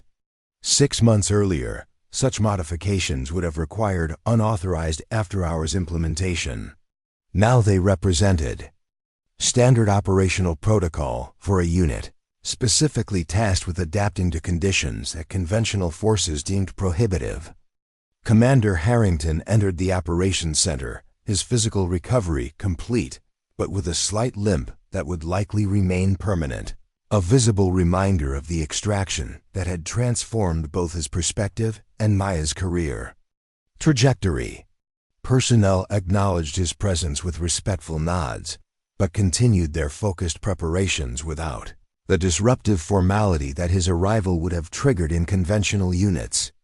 Maya met him at the tactical display, where he studied the evolving extraction plan with professional assessment rather than commanding oversight. Their relationship had evolved into a partnership of mutual respect. Harrington provided institutional protection for Maya's unconventional approaches, while she delivered operational capabilities that validated his support. Northwestern territories, he noted, recognizing the regional mapping. The diplomatic team stranded at the Karen outpost? Maya nodded. Conventional extraction declined due to escalating tribal conflicts. We've identified neutral corridors created by resource dependencies that provide viable extraction routes invisible to standard tactical assessment. Harrington studied the identified pathways with careful attention. These corridors don't appear on regional security briefings from Intelligence Command. They wouldn't, Maya confirmed. They exist in local practice rather than documented agreements. Temporary cooperation between traditional adversaries, driven by immediate survival needs rather than formal diplomatic recognition. This distinction represented the fundamental innovation of Maya's approach, recognizing that human systems often operated according to practical necessities that transcended official structures, creating opportunities invisible to conventional analysis that relied on documented patterns rather than observed behaviors. Central Command has classified this as a Priority 1 extraction, Harrington noted. The diplomatic team includes Ambassador Reeves' daughter. 3 conventional units have already declined the operation as beyond acceptable risk parameters. Maya understood the unspoken message beneath his official briefing. The stakes extended beyond the immediate extraction to the continued validation of her unit's approach. Success would further establish the effectiveness of cultural intelligence. Integration. Failure would provide ammunition to institutional elements that viewed their methodology as dangerous deviation from established protocols. We deploy in 6 hours, she confirmed. Specialized team configuration with enhanced cultural integration. Capabilities. Harrington nodded once, accepting her assessment without imposing additional oversight. I've authorized full operational autonomy and priority resource allocation. Central Command has established direct communication protocols for mission updates. As he departed, Maya returned her attention to the mission preparations unfolding around her. The operations center functioned with the synchronized efficiency of a unit built around complementary capabilities rather than hierarchical structure. Personnel moved between specializations with fluid purpose, their roles defined by contribution rather than classification. Lieutenant Parker approached from the intelligence section, his transformation over the past 6 months as significant as the unit itself. Initially selected despite his previous dismissal of Maya's methods, he had demonstrated unexpected capacity for adaptation, his traditional military excellence now enhanced by genuine openness to unconventional perspectives. Cultural intelligence. Confirmed 3 tribal elder meetings within the past month, he reported, highlighting communication patterns on the tactical display. Unusual frequency suggests coordinated resource management agreements rather than territorial negotiations. Maya nodded, recognizing the evolution in his analytical approach. 6 months earlier, Parker would have interpreted the same data as evidence of threatening coalition formation. Now he recognized the cooperative dimension beneath apparent conflict, the precise insight that created extraction opportunities where conventional assessment perceived only escalating threat. Integrate the elder meeting locations with water distribution mapping, she instructed. Confirm whether the neutral corridors align with traditional trade routes or represent new cooperation patterns. Parker implemented the analysis with efficient precision, his previous resistance to non-standard methodologies replaced by genuine appreciation for their effectiveness. His transformation represented the broader impact of Maya's approach, not merely developing specialized capabilities, but fundamentally recalibrating how military intelligence integrated diverse perspectives. Captain. Rodriguez's voice cut through the operational focus, his tone carrying the particular urgency of time-sensitive intelligence. New development at the diplomatic outpost. Local communications indicate accelerated timeline for tribal coalition movement. Our extraction window may be closing faster than initially assessed. Maya processed this information with characteristic focus, mentally recalculating operational parameters against evolving conditions. Accelerate deployment preparations. Full team briefing in 30 minutes. We launch in 3 hours. The operations center shifted into heightened activity. Personnel responding to the compressed timeline with practiced efficiency rather than anxious urgency. What would have triggered crisis management in conventional units registered as accelerated implementation in a team specifically designed for adaptive response to evolving conditions. Maya moved to her private office, a small space at the corner of the operations center where tactical planning transitioned into command decision. On her desk sat the worn leather field manual that had accompanied her throughout her career, its pages now supplemented by formal documentation of methodologies that had once existed only in her personal notations. Beside it lay a framed photograph, not of military commendations or official recognition, but of her specialized unit gathered around modified vehicles after their first successful extraction mission. The image captured something beyond professional accomplishment, the particular cohesion of individuals whose previously overlooked capabilities had found meaningful application through collective purpose. Maya opened the field manual to a section marked with a simple tab, Tribal Territory Dynamics in the Northwestern Regions. Her original hand-drawn maps now served as historical reference rather than primary guidance, their insights integrated into the unit's evolving understanding of regional cultural patterns. But the fundamental approach remained consistent, identifying pathways through human systems that existed in practice rather than documentation. A knock at the open door interrupted her review. Commander Harrington stood in the entrance, his expression suggesting purpose beyond operational oversight. "A moment, Captain." Maya gestured to the chair across from her desk, maintaining professional formality despite their evolved relationship. Harrington closed the door before sitting, an unusual precaution that signaled sensitive communication. "I've received preliminary notification from Central Command. General Reeves is implementing expanded application of your cultural intelligence methodology across all regional operational units." The announcement represented institutional validation beyond her specialized team, the transformation of her approach from isolated innovation to standard operational doctrine. "The implementation timeline?" she inquired, recognizing that institutional adoption would require systematic integration rather than immediate application. "Phased implementation beginning next quarter." Harrington's expression reflected professional satisfaction tempered by pragmatic assessment. "With specific designation of your unit as the primary training authority for cultural intelligence integration protocols." Maya processed this development with characteristic focus. Standard tactical units will resist methodology that challenges established operational parameters.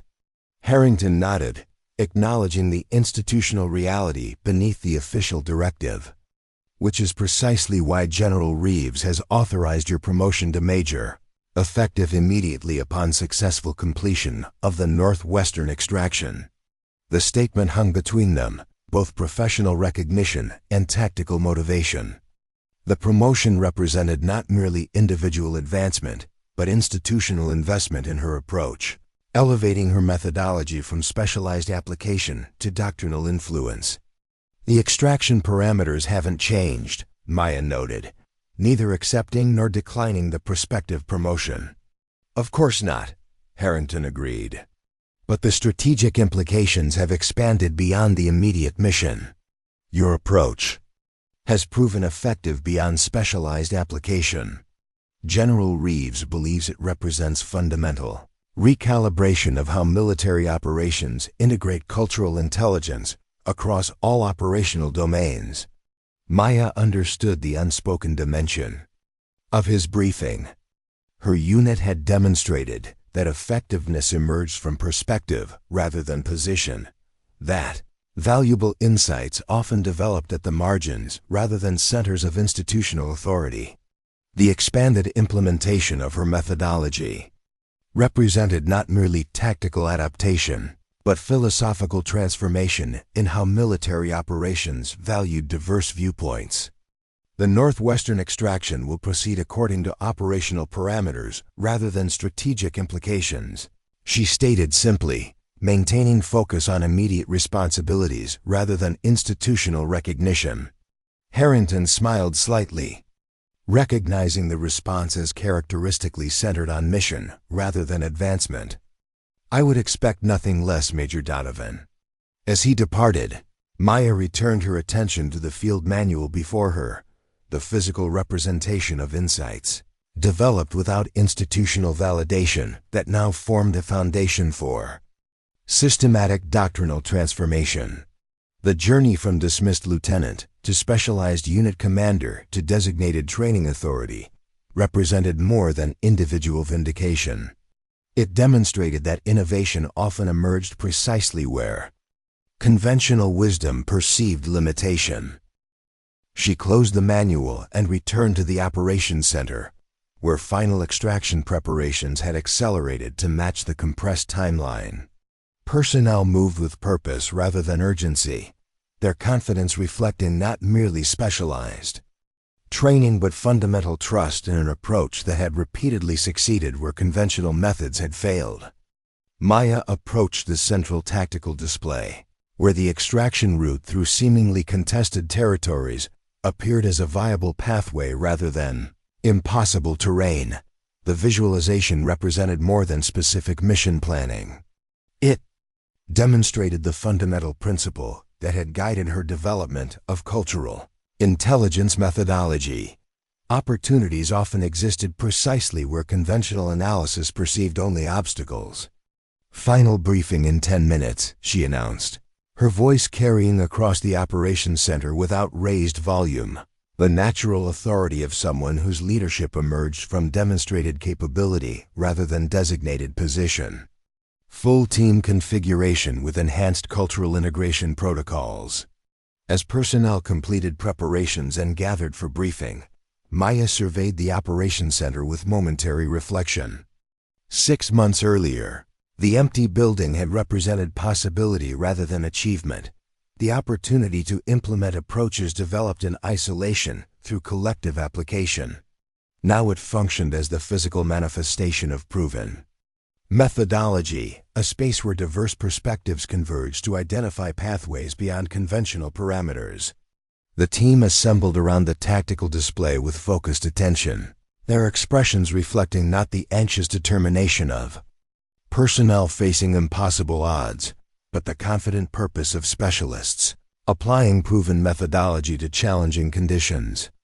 They had executed 13 successful extractions in territories deemed inaccessible by conventional forces. The Northwestern operation represented challenging implementation rather than questionable feasibility. Our mission parameters have accelerated due to evolving conditions in the target zone, Maya began, highlighting the diplomatic outpost on the tactical display. Conventional extraction has been declined by 3 specialized units due to escalating tribal conflicts that have created apparently impassable territorial barriers. She emphasized apparently with subtle inflection the key distinction that separated their approach from standard assessment protocols. Where conventional analysis interpreted tribal conflicts as creating impenetrable boundaries, cultural intelligence identified the cooperative dynamics that existed beneath apparent hostilities. However, our cultural intelligence mapping has identified neutral corridors created by resource dependencies that provide viable extraction routes. She highlighted the pathways invisible to standard tactical assessment. These corridors exist due to water access agreements between traditionally hostile tribal groups, cooperation necessitated by drought conditions affecting the entire region. The team processed this information with practiced integration rather than surprised adjustment. They had internalized the fundamental principle of Maya's approach. Human systems often operated according to practical necessities that transcended official structures, creating opportunities invisible to conventional analysis. Our extraction will utilize modified vehicles with terrain-specific adaptations, Maya continued, gesturing toward Chief Rivera, who outlined the technical specifications with efficient precision. Communications will implement tribal frequency monitoring protocols to provide real-time intelligence on movement patterns. Each element of the operation reflected the integrated application of methodology developed through years of overlooked innovation. Approaches that had once existed only in Maya's unauthorized modifications now implemented as standard operational protocol for missions beyond conventional capabilities. The diplomatic team includes 6 personnel, one with medical concerns, requiring specialized transport configuration. Maya highlighted the extraction zone dimensions with tactical precision.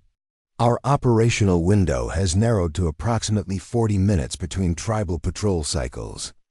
The compressed timeline registered as challenging implementation rather than prohibitive constraint. The team had executed extractions within similarly demanding parameters, applying adaptive methodology rather than rigid tactical formulas. Questions?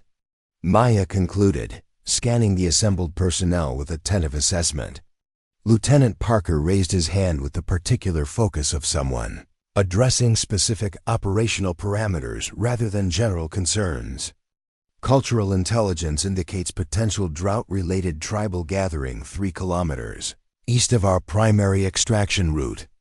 If regional water access has further deteriorated, the gathering could disrupt established movement patterns. His observation reflected the evolution of his analytical approach, identifying cultural variables that might affect tactical implementation rather than focusing exclusively on documented threat assessments. 6 months of immersion in Maya's methodology had transformed his perspective from rigid adherence to established protocols to adaptive integration of cultural dynamics. Valid assessment, Maya acknowledged, will establish real-time monitoring of the gathering location with autonomous sensor deployment. Rodriguez will coordinate alternative route calculation if movement patterns indicate disruption of our primary approach. The sergeant nodded once, already mentally mapping contingency parameters based on potential cultural variables rather than exclusively physical obstacles. This adaptive planning reflected the fundamental innovation of Maya's approach, recognizing that effective operations required integration of human dynamics rather than merely navigating physical terrain. Additional questions? Maya surveyed the team once more, their focused attention reflecting readiness rather than concern. When none emerged, she concluded with characteristic precision. Final equipment check and vehicle loading in 20 minutes. We deploy in 2 hours, 17 minutes. Dismissed. As the team dispersed to complete preparations, Maya remained at the tactical display, studying the extraction route with the particular focus of a commander who recognized that success emerged from integrated understanding rather than merely executing established procedures. The neutral corridors through seemingly contested territories represented more than specific pathways. They demonstrated the fundamental principle that had guided her development of cultural intelligence methodology. 6 months earlier, her unconventional approach had rescued a commander who had dismissed her capabilities. Now that same methodology had evolved into recognized operational doctrine, validating perspectives that conventional systems had overlooked. The transformation extended beyond her individual journey to the institutional recognition that effectiveness often emerged from diverse viewpoints rather than standardized protocols. Outside the operations center, modified vehicles stood prepared for deployment, their specialized adaptations no longer unauthorized alterations, but official configurations for missions beyond conventional parameters. Personnel loaded equipment with practiced efficiency, their movements reflecting the coordinated purpose of specialists confident in their collective capabilities. Maya joined them as final preparations concluded, her presence registering not as commanding oversight, but as integrated participation in collective effort. She conducted personal inspection of vehicle modifications and equipment configurations, her attention to detail reflecting the foundational understanding that success in challenging conditions emerged from precise preparation rather than merely responding to emergent circumstances. As the team completed loading and assumed deployment positions, Maya paused briefly beside her command vehicle, the same modified Maid EV that had once sat forgotten at the edge of the motor pool, now positioned at the center of the specialized extraction unit. The vehicle had been further enhanced with mission-specific adaptations, its weathered exterior contrasting with advanced systems integrated within its frame. Rodriguez approached with final communication protocols activated, his expression reflecting the focused readiness of someone prepared for challenging implementation rather than uncertain outcome. All systems operational, Captain. Team reports ready status for immediate deployment. Maya nodded once, conducting final mental assessment of mission parameters against team capabilities. Proceed with deployment sequence. Maintain communication. Discipline through contested territories. Cultural integration protocols active throughout the operation. As she climbed into the command vehicle, Maya briefly touched the worn leather field manual secured beside her. Position, a gesture connecting present implementation to the years of isolated development that had preceded institutional recognition. The manual represented more than personal validation. It embodied the fundamental principle that innovation often emerged from overlooked perspectives rather than established authority. The convoy engines engaged with synchronized precision, vehicles positioned according to tactical formation rather than hierarchical arrangement.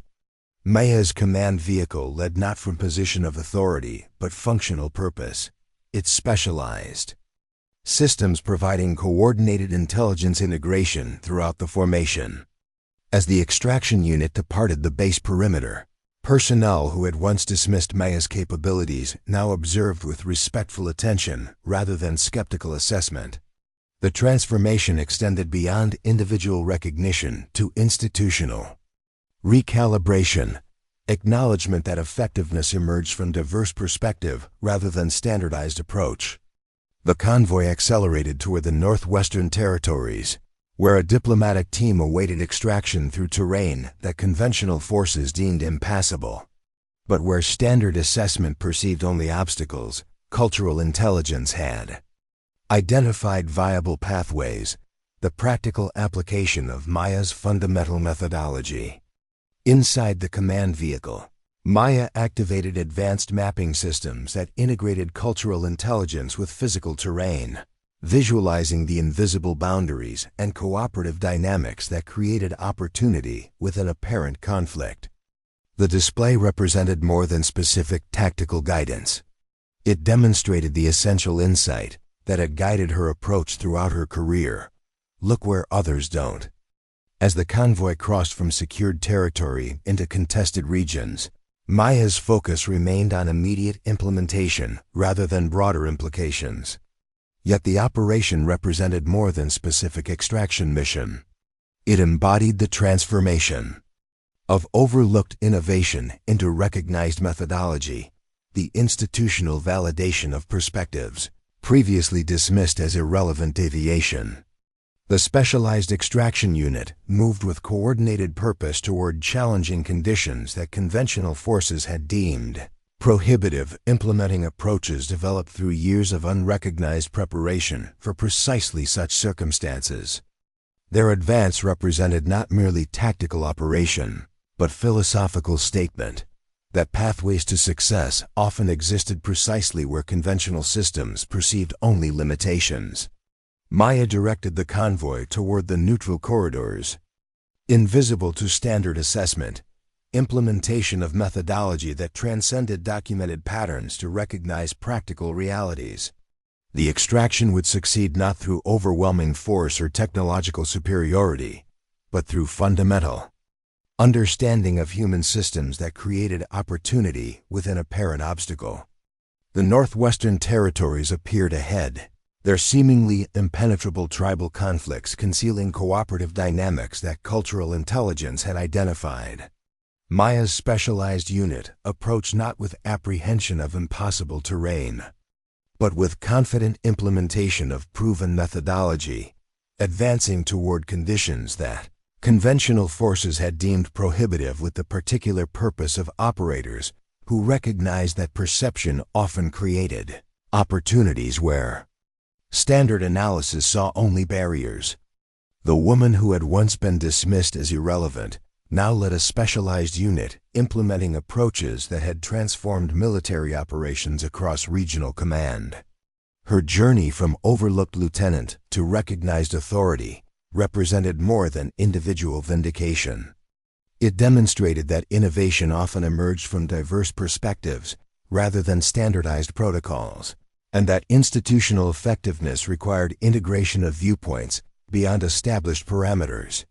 As the extraction unit entered territories deemed impossible by conventional assessment, they advanced with the coordinated purpose of specialists, implementing proven methodology rather than challenging unknown terrain. Maya directed their movement with the focused precision that had characterized her approach throughout her career, identifying pathways where others perceived only obstacles, and transforming limitation into opportunity through perspective, rather than position. Up next, you've got 2 more standout stories right on your screen. If this one hit the mark, you won't want to pass these up. Just click and check them out. And don't forget to subscribe and turn on the notification bell so you don't miss any upload from us.